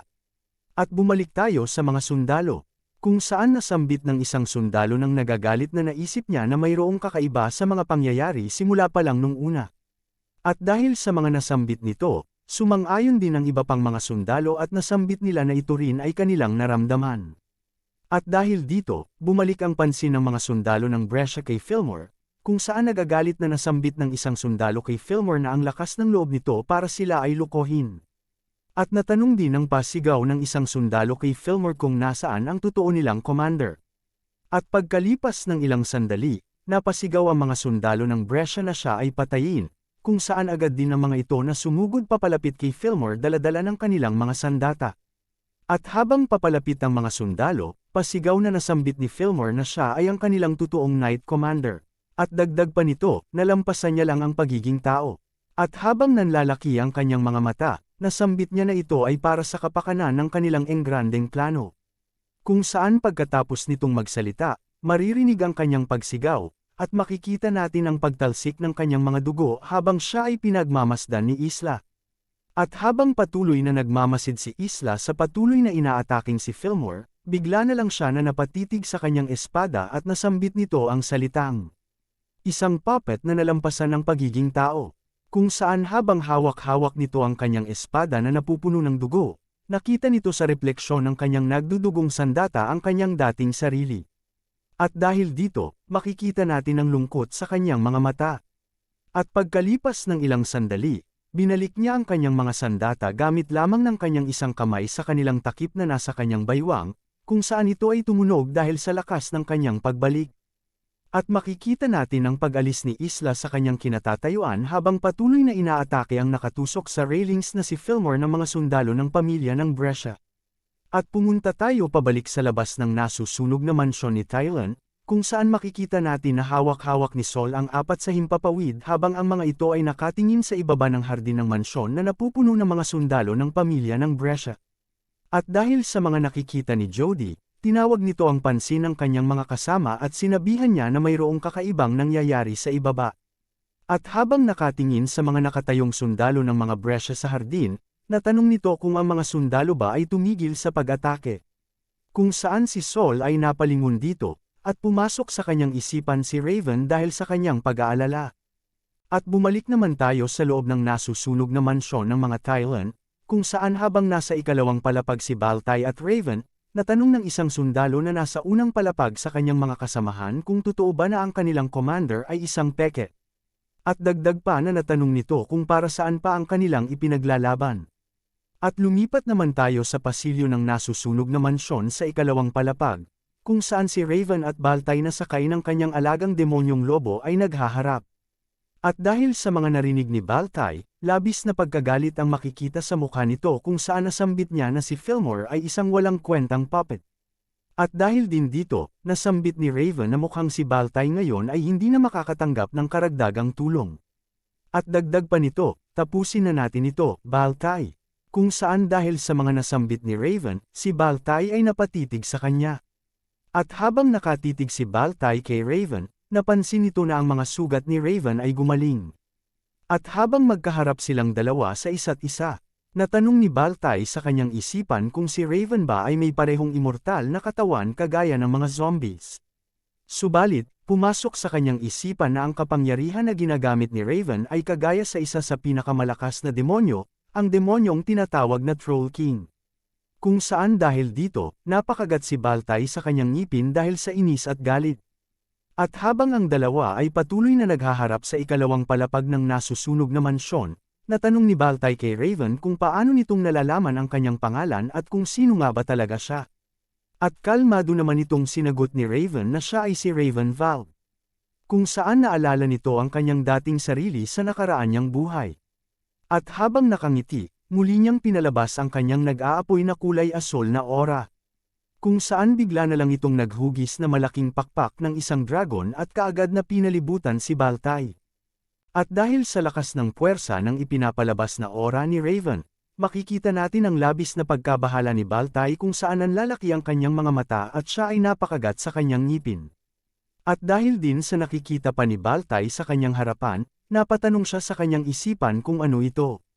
Ito ay dahil ang nasa kanyang harapan ay ang guwantes at espada ni Raven na unti-unting nag-iiba ng kulay. At ganoon rin pati sa kanyang suot na sapatos. At maging ang kanyang suot na baluti ay unti-unti din na nagiging kulay puti at ginto. At ang kanyang kapa ay naging kulay pula at maging ang buhok nito ay bumalik sa pagiging kulay dilaw. Kung saan makikita natin ngayon ang pag-iibang anyo ni Raven pabalik sa dati, habang patuloy na pinapalabas ang kanyang malakas at matinding aura na naghuhugis ng isang dragon. At siya ay muling nagpakilala kay Baltay kung saan nasambit nito. Ako din ang contractor ng puting dragon, ako si Eren Pendragon. At dahil sa pagbabalik ni Eren, tatawagin na natin muli siyang Eren. At habang sakay ng kanyang alagang demonyong lobo at nakaharap kay Eren na nagpapalabas ngayon ng kanyang malakas at nag-aapoy na kulay asul na dragon aura. May gulat sa mukha ni Baltay na natanong kung ang sinabi nga ba talaga nito na siya ay si Eren Pendragon. Kung saan dahil sa biglang pagpapakilala ni Eren, napatitig si Baltay sa kanya. At habang patuloy na naghaharap ang dalawa sa ikalawang palapag ng nasusunog na mansyon, makikita natin ang labis na inis sa mukha ni Baltay habang ito ay nakatitig kay Eren. At makikita naman natin si Eren ngayon na kalmado lang habang nakatitig pabalik kay Baltay. At pagkalipas ng ilang sandali, makikita natin ang agad na pagsugod ni Baltay papunta kay Eren, kung saan agad din na sumugod si Eren papunta sa kanya. At habang sakay ng kanyang alagang demonyong lobo at papalapit kay Eren, iniangat ni Baltay ang kanyang sandatang palakol para magpakawala ng malakas na atake. At habang nagpapakawala naman si Baltay ng atake, makikita natin ang pagkuha ng buwelo ni Eren sa kanyang kamay na may hawak na espada habang siya ay papalapit para din na umatake. Kung saan habang kumukuha siya ng buwelo, inipon nito ang lahat ng kanyang nag-aapoy na asul na aura sa kanyang espada. At makikita natin ang panggigigil sa mukha nito habang siya ay papalapit. Habang si Baltay naman ay napasigaw dahil sa lakas ng kanyang ipinapalabas na atake papunta kay Eren. At bigla na lang tayong may makikitang paglabas ng napakalakas at nangunguryenteng kulay asul na aura. Kung saan makikita natin ang pagkahiwa ng iba't ibang bahagi ng katawan ni Baltay at ng kanyang sandata dahil sa ginawang napakalakas na atake ni Eren gamit ng kanyang nag-aapoy na kulay asul na aura. At pagkatapos ng napakalakas na atake na ipinalabas ni Eren gamit ng kanyang nangunguryenteng kulay asul na aura, makikita natin ang seryosong mukha nito. Habang makikita naman natin ang pagkahati ng katawan at mga kamay ni Baltay sa ere, kung saan pagkalipas ng ilang sandali, tumilapon ang mga nahating bahagi ng katawan ni Baltay at ng kanyang kasamang alagang demonyong lobo sa likuran ni Eren. At makikita natin ang patuloy na paglabas ng kumukuryenteng aura sa espada nito. Kung saan ito ay hawak-hawak ni Eren habang siya ay nakaluhod dahil sa ginawa niyang pag-atake. Nang bigla na lang na nagawang makapagsalita ni Baltay kahit panahiwa na ang kanyang iba't ibang bahagi ng katawan, kung saan nasambit nito, tunay kang ang naiiba, Eren Pendragon. At dahil sa biglang pagsalita ni Baltay, ito ay labis na ikinagulat ni Eren kung saan siya ay agad na tumayo at napalingon sa kanyang likuran. At nang siya ay makalingon, nasilayan nito ang nahiwa na katawan ni Baltay at ng kanyang alagang demonyo. Subalit kahit si Baltay ay nahiwa na sa ilang piraso, nagagawa pa rin ito na makapagsalita. Kung saan habang si Baltay ay naliligo sa kanyang sariling dugo sa sahig, nasambit nito kay Eren na sa kasamaang palad, ang katawan niyang ito ay isang puppet lamang. At makikita din natin ang biglang pag-aagnas ng nahiwa na ulo ng kanyang alagang demonyo na naliligo din sa sarili nitong dugo. At dahil sa mga nasambit ni Baltay, ito ay labis na ikinainis ni Eren, kung saan siya ay napakagat ng kanyang ngipin. At habang unti-unting nagugunaw si Baltay, natanong niya si Eren kung paano nitong nakuha ang immortal niyang katawan at kung paano siya nito na nakikilala. At habang siya ay nakatingin kay Eren nasambit din nito na si Eren ay isang batang galing sa pamilya ng Pendragon na tinatawanan lamang dahil sa pagiging isang duwag. Kung saan, dahil sa kanyang mga nasambit, nagpatuloy lang sa pagtitig sa kanya si Eren. At nasambit ni Baltay habang ito'y patuloy na nagugunaw sa sahig, na si Eren ay isang malaking istorbo sa kanilang mga plano. At dagdag pa ni Baltay habang may malaking tuwa sa kanyang mukha, na si Eren ay kanyang hahabulin at huhulihin hanggang sa siya ay kanyang mapatay sa anumang posibleng paraan. At nasambit nito na ito ay kanyang isinusumpa sa kanyang pangalan bilang commander ng Demon Corp ng Imperyo, na si Tuvan Baltay. Kung saan siya ay napatawa ng malakas at biglang lumiwanag ang kanyang mga mata. At pagkalipas ng ilang sandali, makikita natin ang tuluyan na pagkatunaw ng mga ito at pagiging abo sa harapan ni Eren. At dahil dito nasambit ni Eren na ito ay tama, dahil walang nagbago sa ngayon. At dagdag pa nito habang siya ay nakatayo, na ito pa lang ay ang simula. Kung saan naisip nito na sa una, sisimulan niya kay Rov Thailand. At lumipat tayo papunta sa isang baybayin, kung saan mayroon tayong makikitang malaking lungsod sa tabi nito. At pumunta tayo sa isang silid na mayroong mga nakasindi na mga kandila na nagsisilbi bilang ilaw. At sa silid na ito ay mayroong mga naggagandahang babae na mayroong mga takip na kumot sa kanilang hubad na katawan.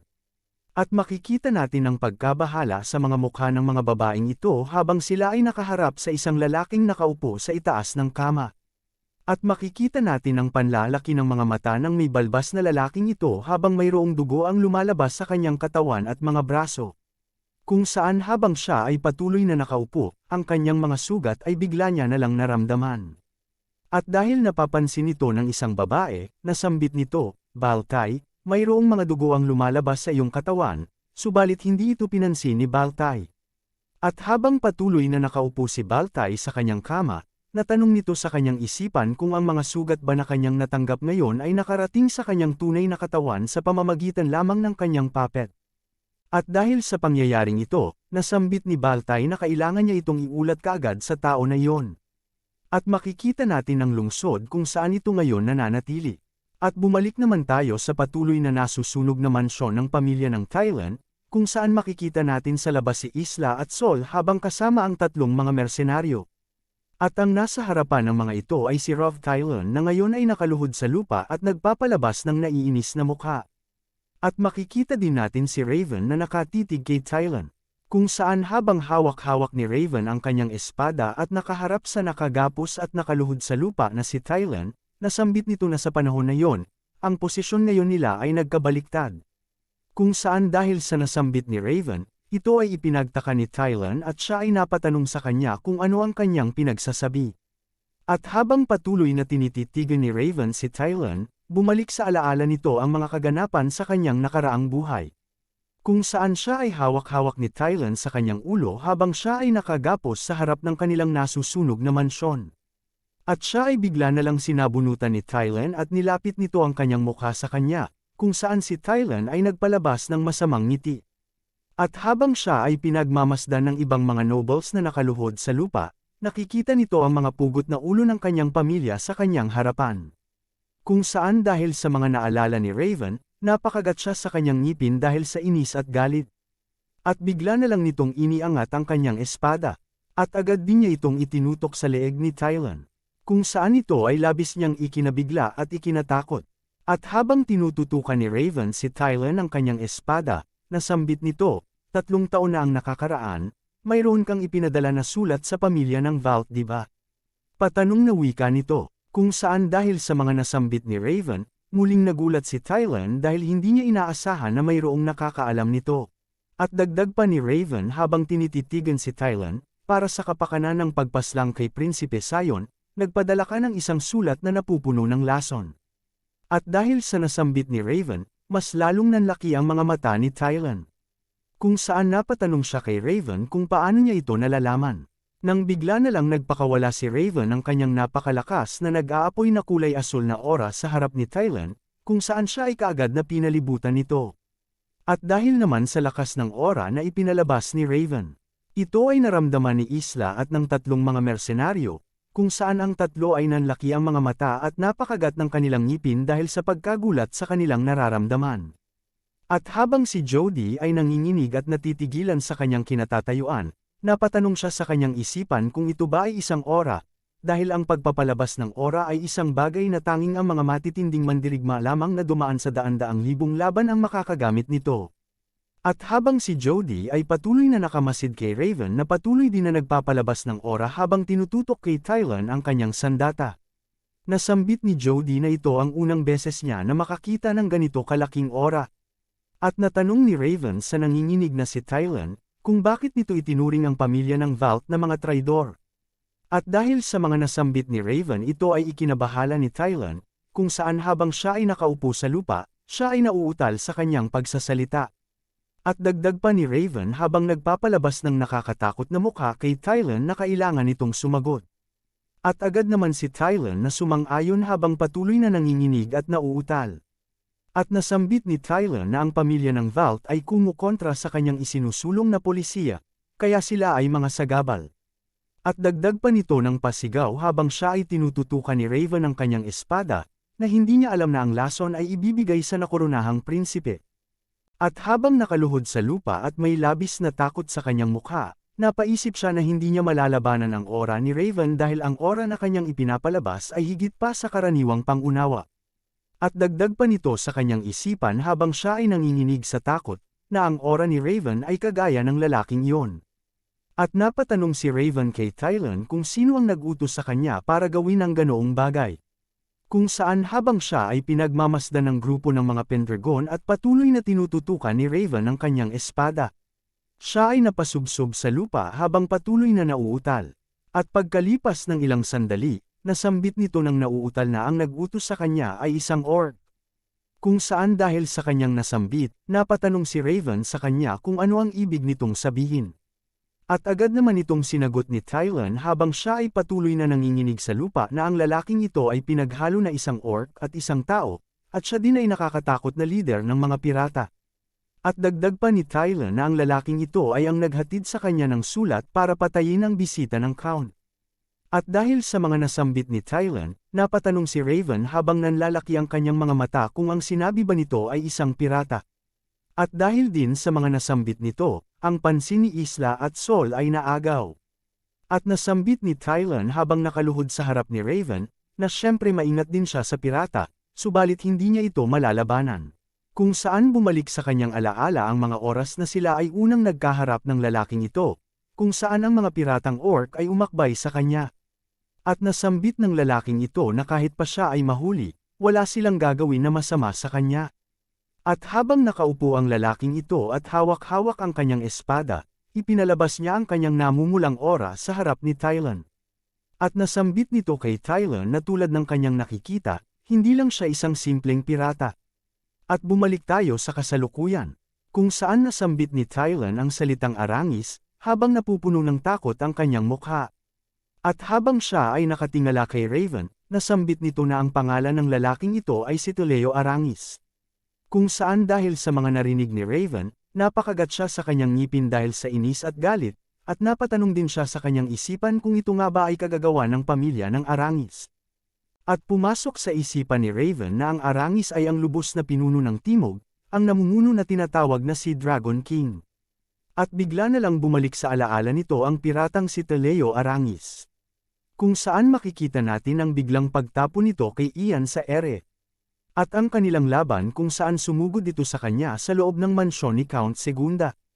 At bumalik tayo sa kasalukuyan kung saan patuloy na nakamasid ang mga mersenaryo at ang grupo ng Pendragon kay Raven at Tylan. Kung saan dahil sa mga nasambit ni Tylan, napalingon si Jody kay Isla at natanong nito sa kanya kung ano ang pinagsasabi ni Tylan. Subalit hindi siya pinansin ni Isla. At habang binabalik ni Raven ang kanyang espada sa takip na nasa kanyang baywang, tinawag ni Isla ang kanyang pansin. Kung saan nasambit ni Raven na mukhang nahanap na nila ang mga nasa likod ng insidente. Nang bigla na lang napasigaw si Count Brescia kung saan nasambit nito ng pasigaw habang umiiyak, "Kayong mga bastardo, ano ang ginawa niyo kay Sofia?" Patanong na wika nito. At dahil sa pagsigaw nito, napalingon sa kanya ang buong grupo kung saan makikita natin na hawak-hawak niya ang katawan ni Sofia habang inaalalayan ng kanyang mga sundalo. At dahil sa biglang pagdating ni Count Brescia, nasambit ni Raven ang kanyang pangalan. At makikita natin sa mukha ng Count ang labis na galit habang ito ay naiiyak at nanginginig habang hawak-hawak si Sofia na wala na ngayong buhay. At nasambit nito, ang ganda ng Sisak, at ang isa sa mga kagandahan ng imperyo. Ang aking pinakamamahal na anak na si Sofia. At habang hawak-hawak nito ang naaagnas na bangkay ni Sofia, nagagalit nitong natanong kung paano itong nangyari sa kanyang pinakamamahal na anak. At bumaling ang pansin nito kay Tylan, kung saan nasambit ng Count na ito ay kanyang kagagawan. At dahil sa pag-aakusa ng Count sa kanya, napatanong si Tylan kung ano ang pinagsasabi nito. At dahil sa tindi ng galit ng Count, buong lakas nitong pasigaw na inutos sa kanyang mga sundalo na kunin ang mga mata ni Tylan at pagapangin siya sa lupa kagaya ng isang aso. At dagdag pa nito na si Tylan ay kaagad nilang patayin. At dahil dito ang grupo ng Pendragon, ang tatlong mersenaryo at si Tylan ay patuloy lang na napatitig kay Count Brescia.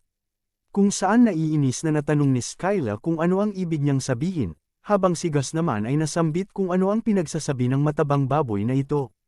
At nasambit naman ni Raven kay Count Brescia na ang kanilang commander na si Fillmore ay namanipula ng isang tao na parang isang puppet. At dagdag pa nito habang nakatingin kay Count Brescia na patuloy na hawak-hawak ang bangkay ni Sofia, na marahil ang kanyang anak na si Sofia ay naranasan din ang parehong bagay. At nasambit din nito na marahil napansin din nila na ang dalawa ay kumikilos ng kakaiba. Kung saan dahil sa mga nasambit ni Raven, natigilan si Count Brescia at ang kanyang mga sundalo ay napatanong sa kanilang mga kasamahan dahil sila ay sumasang-ayon sa kanyang mga sinabi.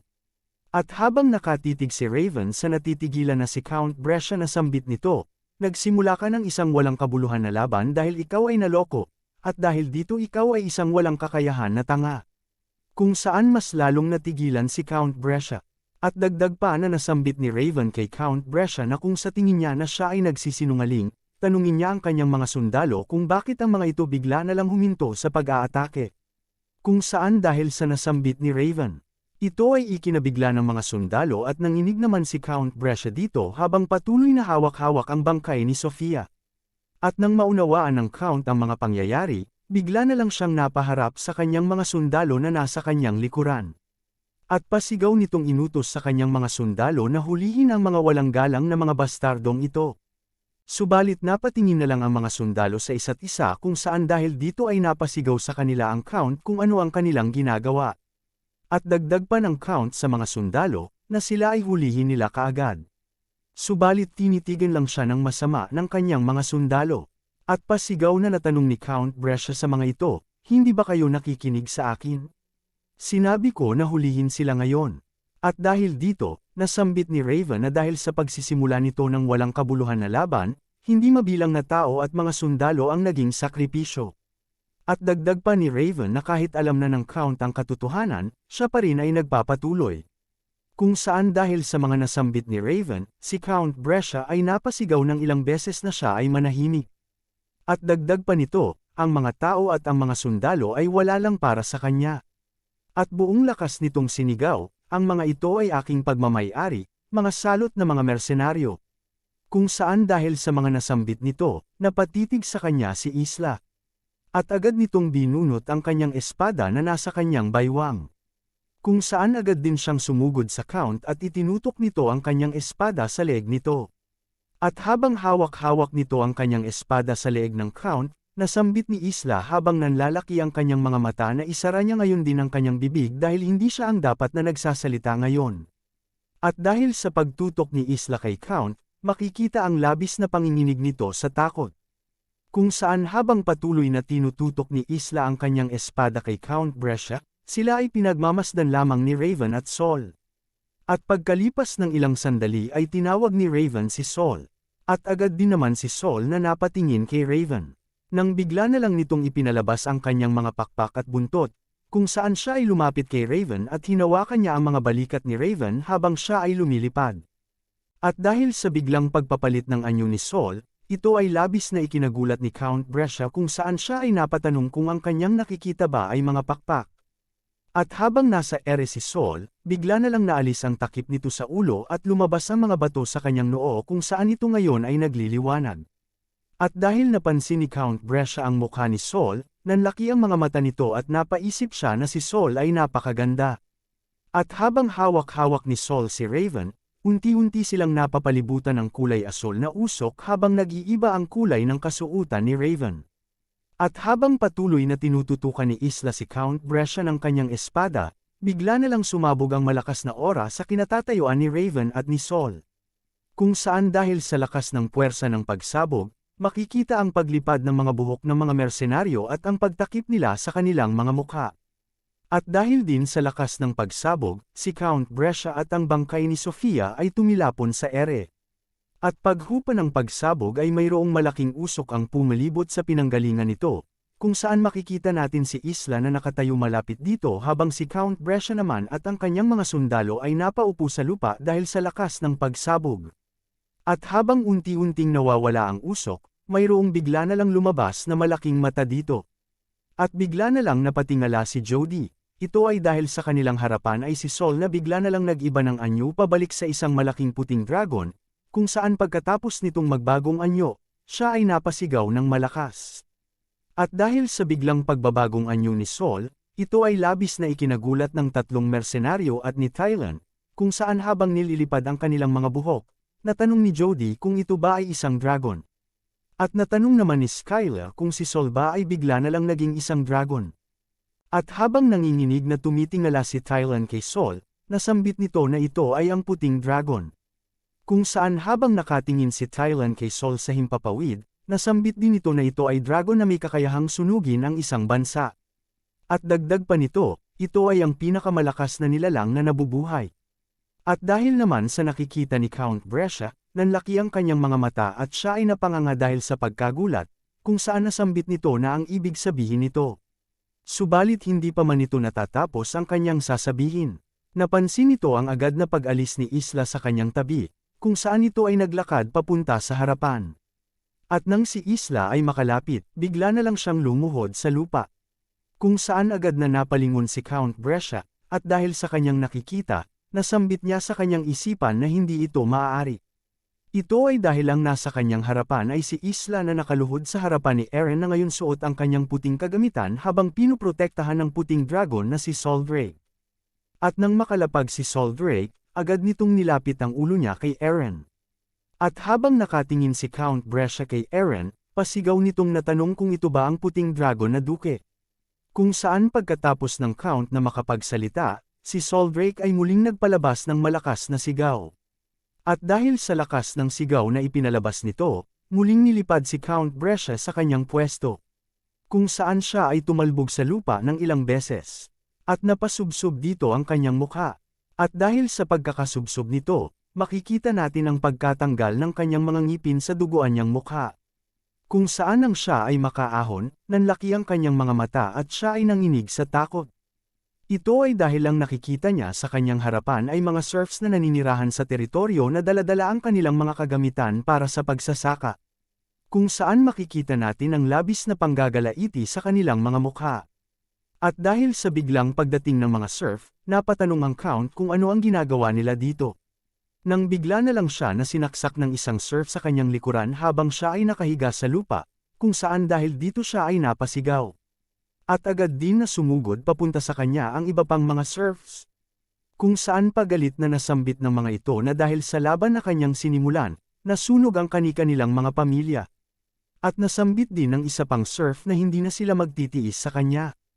At makikita natin ang pag-atake ng lahat ng mga serf papunta sa Count gamit ng kanilang mga daladalang kagamitan habang sinasabi ng mga ito na ang isang nakakadiring baboy na gaya niya ay dapat nang mamatay. Kung saan habang siya ay patuloy na pinaghahampas at pinagsasaksak ng mga serf, nagmakaawa ito sa kanyang mga tapat na sundalo para siya ay kanilang sagipin. Subalit habang patuloy itong inaatake ng mga serf at walang tigil ang kanyang paghingi ng tulong, pinagmasdan lang siya ng kanyang mga sundalo. At habang nakamasid si Isla at Eren sa mga nangyayari, nasambit ni Isla na sa wakas ito'y natapos na, kung saan agad din naman na sumang-ayon si Eren sa kanya. At nasambit ni Eren na kahit man lang dito, nailigtas nila ang sisak ng kaunti. Kung saan habang pinagmamasdan ng grupo ng Pendragon ang paglabas ng sikat ng araw, si Sol Drake ay muling napasigaw habang nakatayo si Eren at Isla sa kanyang ibaba. At pumunta tayo kinagabihan sa loob ng bar sa lungsod ng Elma, kung saan may makikita tayong kamay na may hawak-hawak na baso na napupuno ng beer, at nasambit nito na hindi niya inaasahan na si Raven ay ang puting dragon na duke. Ito ay si Jody na kasamang umiinom sina Gus at Skyla, at dagdag pa ni Jody na palagi nitong iniisip na si Eren ay hindi isang normal na tao. At natutuwang nasambit naman ni Skyla na si Eren ay isang malakas at gwapong batang master kaya sila ay magtrabaho sa kanya. At agad din naman itong sinagot ni Gus na kung gusto ni Skyla na umalis para sa kanya, siya ay umalis na ngayon. At dagdag pa nito na sila ay mga bastardong mersenaryo na hindi nagtatrabaho sa ilalim ng sinuman. At nasambit din ito habang ang kanyang mga kamay ay nasa likuran ng kanyang ulo. Na hindi na din naman nila ito makikitang muli. Kung saan dahil sa nasambit ni Gus, ito ay labis na ikinalungkot ni Skyla at Jody. Nang bigla na lang mayroong pumasok sa loob ng bar, kung saan nanlaki ang mga mata ng tatlong mga mersenaryo dahil sa pagkabigla. Ito ay dahil ang pumasok sa bar ay si Eren na kasama si Sol at Isla, at nasambit ni Eren na tulad ng kanyang inaasahan, sila ay nandito. At nang makalapit si Eren sa kanilang inuupo ang lamesa, natanong ni Jody ng pasigaw kung hindi ba siya pumunta sa pagtitipon ng mga nobles ng Sisak. At agad naman siyang sinagot ni Eren na pagkatapos niyang marinig ang mga pambobola ng mga nobles, ang mga pagkain at inumin ay nagsimulang umasim ang lasa. At dagdag pa nito kay Jody, na siya ay pumunta dito para makipag-inuman sa kanya, at bukod pa dito, mayroon din siyang pabor na hihilingin sa kanya. At pagkalipas ng ilang oras sa loob ng bar sa lungsod ng Elma, makikita natin ang paglabas ni Eren papunta sa beranda ng gusali, kung saan si Isla at Sol ay naghihintay sa kanya. At habang naglalakad si Eren papunta sa railings ng beranda, natanong ni Isla kung ang pabor na bagay ba ay kanyang natapos, kung saan agad naman itong sinagot ni Eren ng oo. At nang makalapit si Eren dito, napatingin siya sa malayo habang nagpapalabas ng malungkot na mukha. At pagkalipas ng ilang sandali habang si Eren ay nakahawak sa railings ng beranda, nasambit nito kay Isla na dahil sa kanyang ginawa, siya ay muling nakapaglaban. At dagdag pa nito na ang lahat ay dahil sa kanya, kung saan dahil sa mga nasambit ni Eren, napatingin sa kanya si Isla. At nasambit din ni Eren na magmula noong siya ay magising sa pagkakakoma, wala siyang may naramdamang rason para mabuhay. At dagdag pa nito habang nagpapalabas ng malungkot na mukha, na hindi niya naiintindihan kung sino nga ba talaga siya. Kung saan makikita natin na patuloy lang na nakikinig si Isla kay Eren. At dagdag pa nito, noong siya ay sinuntok ni Isla, mayroon siyang naintindihan. Kung saan masayang nasambit ni Eren habang nakatingala sa kalangitan, na naintindihan niya na siya ay walang iba kundi siya. At dagdag pa nito habang patuloy na nakatingala at may ngiti sa kanyang mukha, na siya din ay si Eren Pendragon. At nasambit nito habang nakatingin sa maliwanag na buwan, bilang pinuno ng Pendragon, pinapangako niya na makakamit niya ang mga bagay na dapat niyang makamit. Kung saan dahil sa mga nasambit ni Eren, si Isla ay napangiti, at siya din ay napahawak sa railings ng beranda. At habang si Isla ay nakasandal dito, nasambit nito kay Eren, na kung mawawala ulit ang kanyang landas, ito ay kanyang bubugbugin. Kung saan siya ay napatingin kay Eren at may labis na tuwa at malaking ngiti sa kanyang mukha na nasambit nito kay Eren na ito ay dahil siya ay kanyang espada. At dahil sa mga nasambit ni Isla, napangiti din si Eren pabalik sa kanya. Nang bigla na lang naagaw ang pansin ng dalawa. Ito ay dahil sa kanilang harapan ay si Sol na bigla na lang lumipad sa himpapawid, kung saan makikita natin ang paglapit nito sa buwan. At nang makalingon si Eren, nakita nito na mayroong iniwan si Sol na mga bagay sa lamesa. Ito ay 2 baso at inumin para sa kanilang dalawa, kung saan, dahil sa ginawa ni Sol, napangiting muli si Eren. At makikita din natin ang labis na tuwa sa mukha ni Sol habang ito ay patuloy na lumilipad sa himpapawid. At pagkalipas ng ilang sandali, makikita natin ang pag-upo ni Eren at Isla sa lamesa, kung saan ang dalawa ay nagtagay ng kanilang mga baso. At pumunta tayo kinaumagahan sa daanan sa lungsod ng Elma, kung saan mayroong maraming tao ang naghihintay. Kung saan nasambit ng lalaki sa kanyang anak na mukhang si Duque Pendragon ay pumunta sa Sisak. At natutuwang nasambit naman ng babae sa kanyang kaibigan na dahil sa Duque, ang nakakadiri na matabang baboy na si Count Brescia ay namatay. At pagkalipas ng ilang sandali, makikita natin ang pagdating ng grupo habang sakay ito ng kani-kanilang mga kabayo, kung saan mayroong napasigaw na tao na sila ay nandito na. At dahil sa nakikita ni Skyla, nasambit niya na mukhang ang mga tao ay matagal nang naghihintay sa bayani na magliligtas sa kanila mula sa kanilang hangal na pinuno. Nang bigla na lang nitong pinatayo ang kanyang kabayo at itinaas ang kanyang espada, at dagdag pa nito na siya ay ang nag-iisang babae sa hukbo ng Pendragon at ang Valkyrie ng digmaan na si Skyla. Kung saan nagpatuloy itong tumawa habang pinamumunuan ang grupo at pinagmamasdan ng mga tao. At dahil sa mga ginagawa ni Skyla, tinawag siya ni Jody at sinabihan na masyado siyang OA subalit nasambit naman ni Eren kay Jody na hayaan niya ito dahil mas naging sumigla ang paligid dahil sa kanyang ginawa. At dagdag pa ni Eren na siya ay laging naiipit sa pagitan ng dalawang tahimik na si Isla at Sol, kaya palagi siyang naiinip ng sobra. At nasambit din ni Eren kay Jody na nagpapasalamat siya dahil tinanggap niya ang kanyang alok para magsilbi sa kanya. At agad naman itong sinagot ni Jody na wala yon dahil ito din lahat ay kanyang hinihiling. Bagkus, siya dapat sa kanya ang magpasalamat. At nasambit ni Eren kay Jody habang nakatingin kay Tylon na sakay ng kanyang kabayo. Na kung hindi sila tumulong malamang ang kanilang misyon para mahuli si Roth Tylon ay hindi magiging posible. At dagdag pa nito na si Jody ay malakas, at higit sa lahat, sila ay mga kasamahan na sabay na tumawid sa hangganan ng buhay at kamatayan. At dagdag pa nito habang nakaturo kay Isla, na ang Knight ng Valvas na ito ay nagustuhan din kayo. Kung saan si Isla ay patuloy lang na nakatingin sa harapan, habang si Jody naman ay napatingin sa kanya ng may pag-aalala. At bumaling ang pansin ni Jody sa kanyang tabi, kung saan nasambit nito kay Gus na hindi niya inaasahan na siya, na mayroong galit sa mga nobles ay sasama sa kanila. At agad naman itong sinagot ni Gus na ito ay dahil sa kanilang kaugnayan. At nasambit ni Gus habang nakatingin sa ibaba na ito ay dahil kung saan naagaw ang pansin ni Jody, at bumalik sa alaala ni Gus nung ibinaba ni Eren ang kanyang ulo ng ganoon na lamang at sila ay kanyang tinanong para magsilbi sa kanya. At dahil dito, masayang naramdaman ni Gus na si Eren ay labis na kakaiba sa mga basurang nobles, at iyon ang kanyang naisip. At habang patuloy na naglalakbay si Eren habang sakay ng kanyang kabayo, makikita natin na nakamasid sa kanya si Romelda. At habang nakamasid si Romelda, natanong nito kung ito ba ay si Eren Pendragon.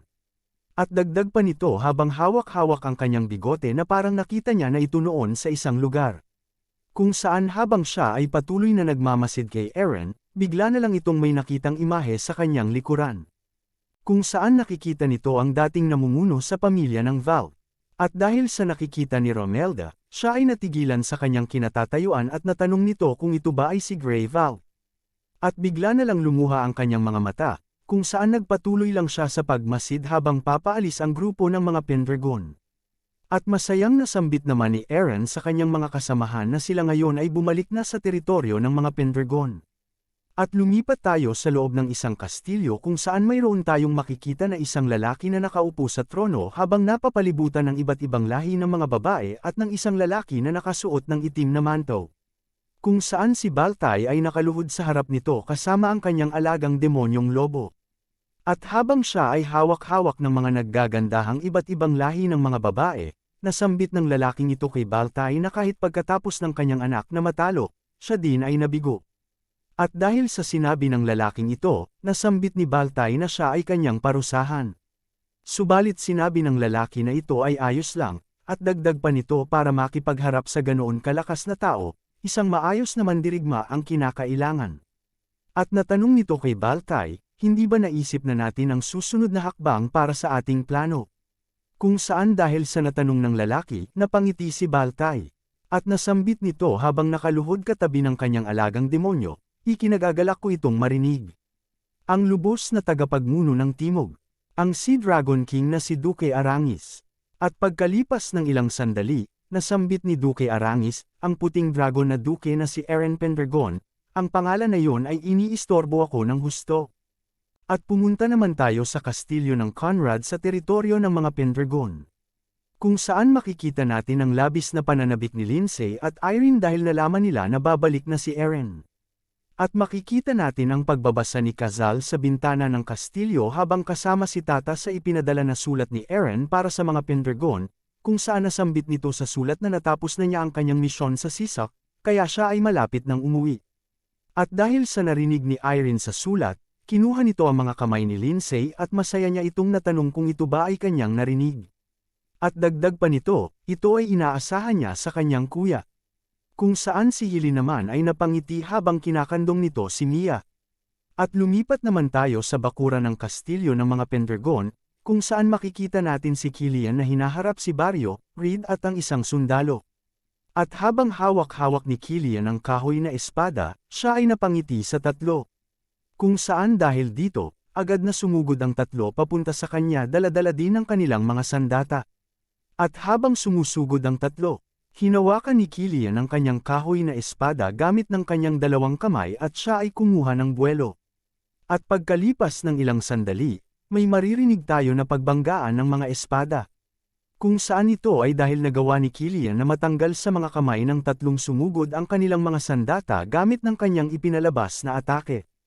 At dahil sa ginawa ni Killian, napabilib sa kanya si Karta at Kratul at pati na rin ang mga sundalo na nanunood sa tabi. At makikita natin ang patuloy na panginginig ng mga kamay ni Reed dahil sa ipinalabas na atake ni Killian. Kung saan nasambit ni Reed na si Killian ay mas lalong lumakas.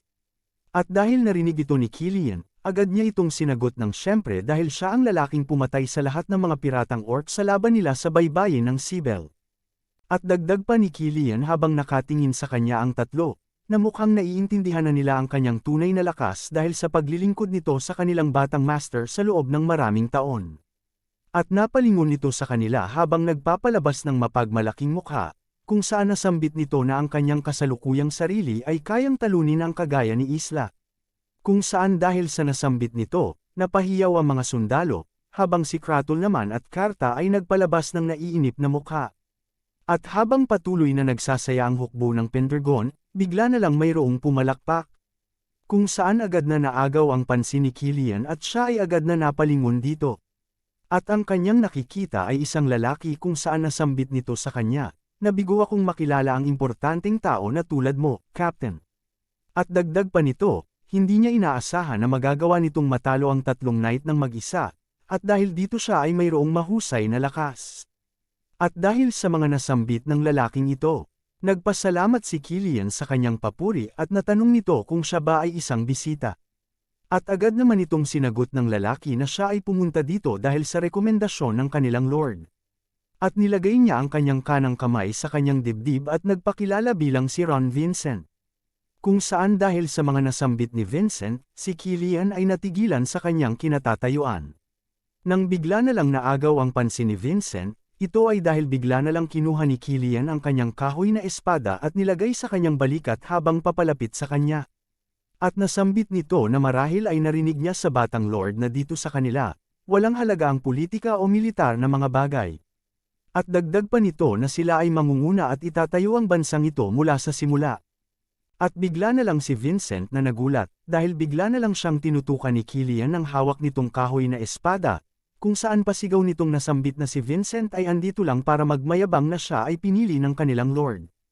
At agad naman siyang sinagot ni Vincent kung ano ang pinagsasabi nito, at dagdag pa nito na ito ay walang basehan na akusasyon, subalit mayroong tinapo na isang kahoy na espada si Killian sa kanyang harapan. At may seryosong mukha na nasambit ni Killian na pulutin niya ang espada. Dahil ito ay oras na para sa kanyang pagsusulit.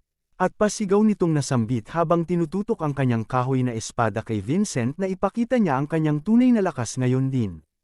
Kung saan nagpalabas na lang ng naiinip na mukha si Vincent habang patuloy na naghihiyawan ang mga sundalo na nasa kanyang likuran. At bigla na lang pumasok sa isipan nito si Aaron na nagpapalabas ng masamang ngiti.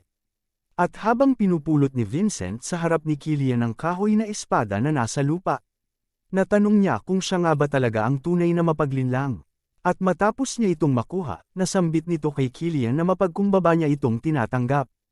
At pumunta naman tayo sa malaki at masiglang teritoryo ni Count Sayrod, kung saan makikita natin ang maunlad na lungsod nito na mayroong napakaraming tao.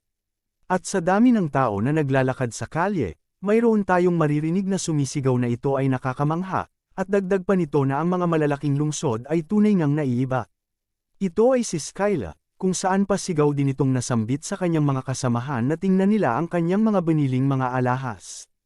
At makikita natin ang grupo ng mga Pendragon na nagpapatuloy sa paglalakad sa kalye, kung saan tiningnan naman ni Gus ang mga binili ni Skyla at nasambit niya na ang kalahati dito ay mga peke.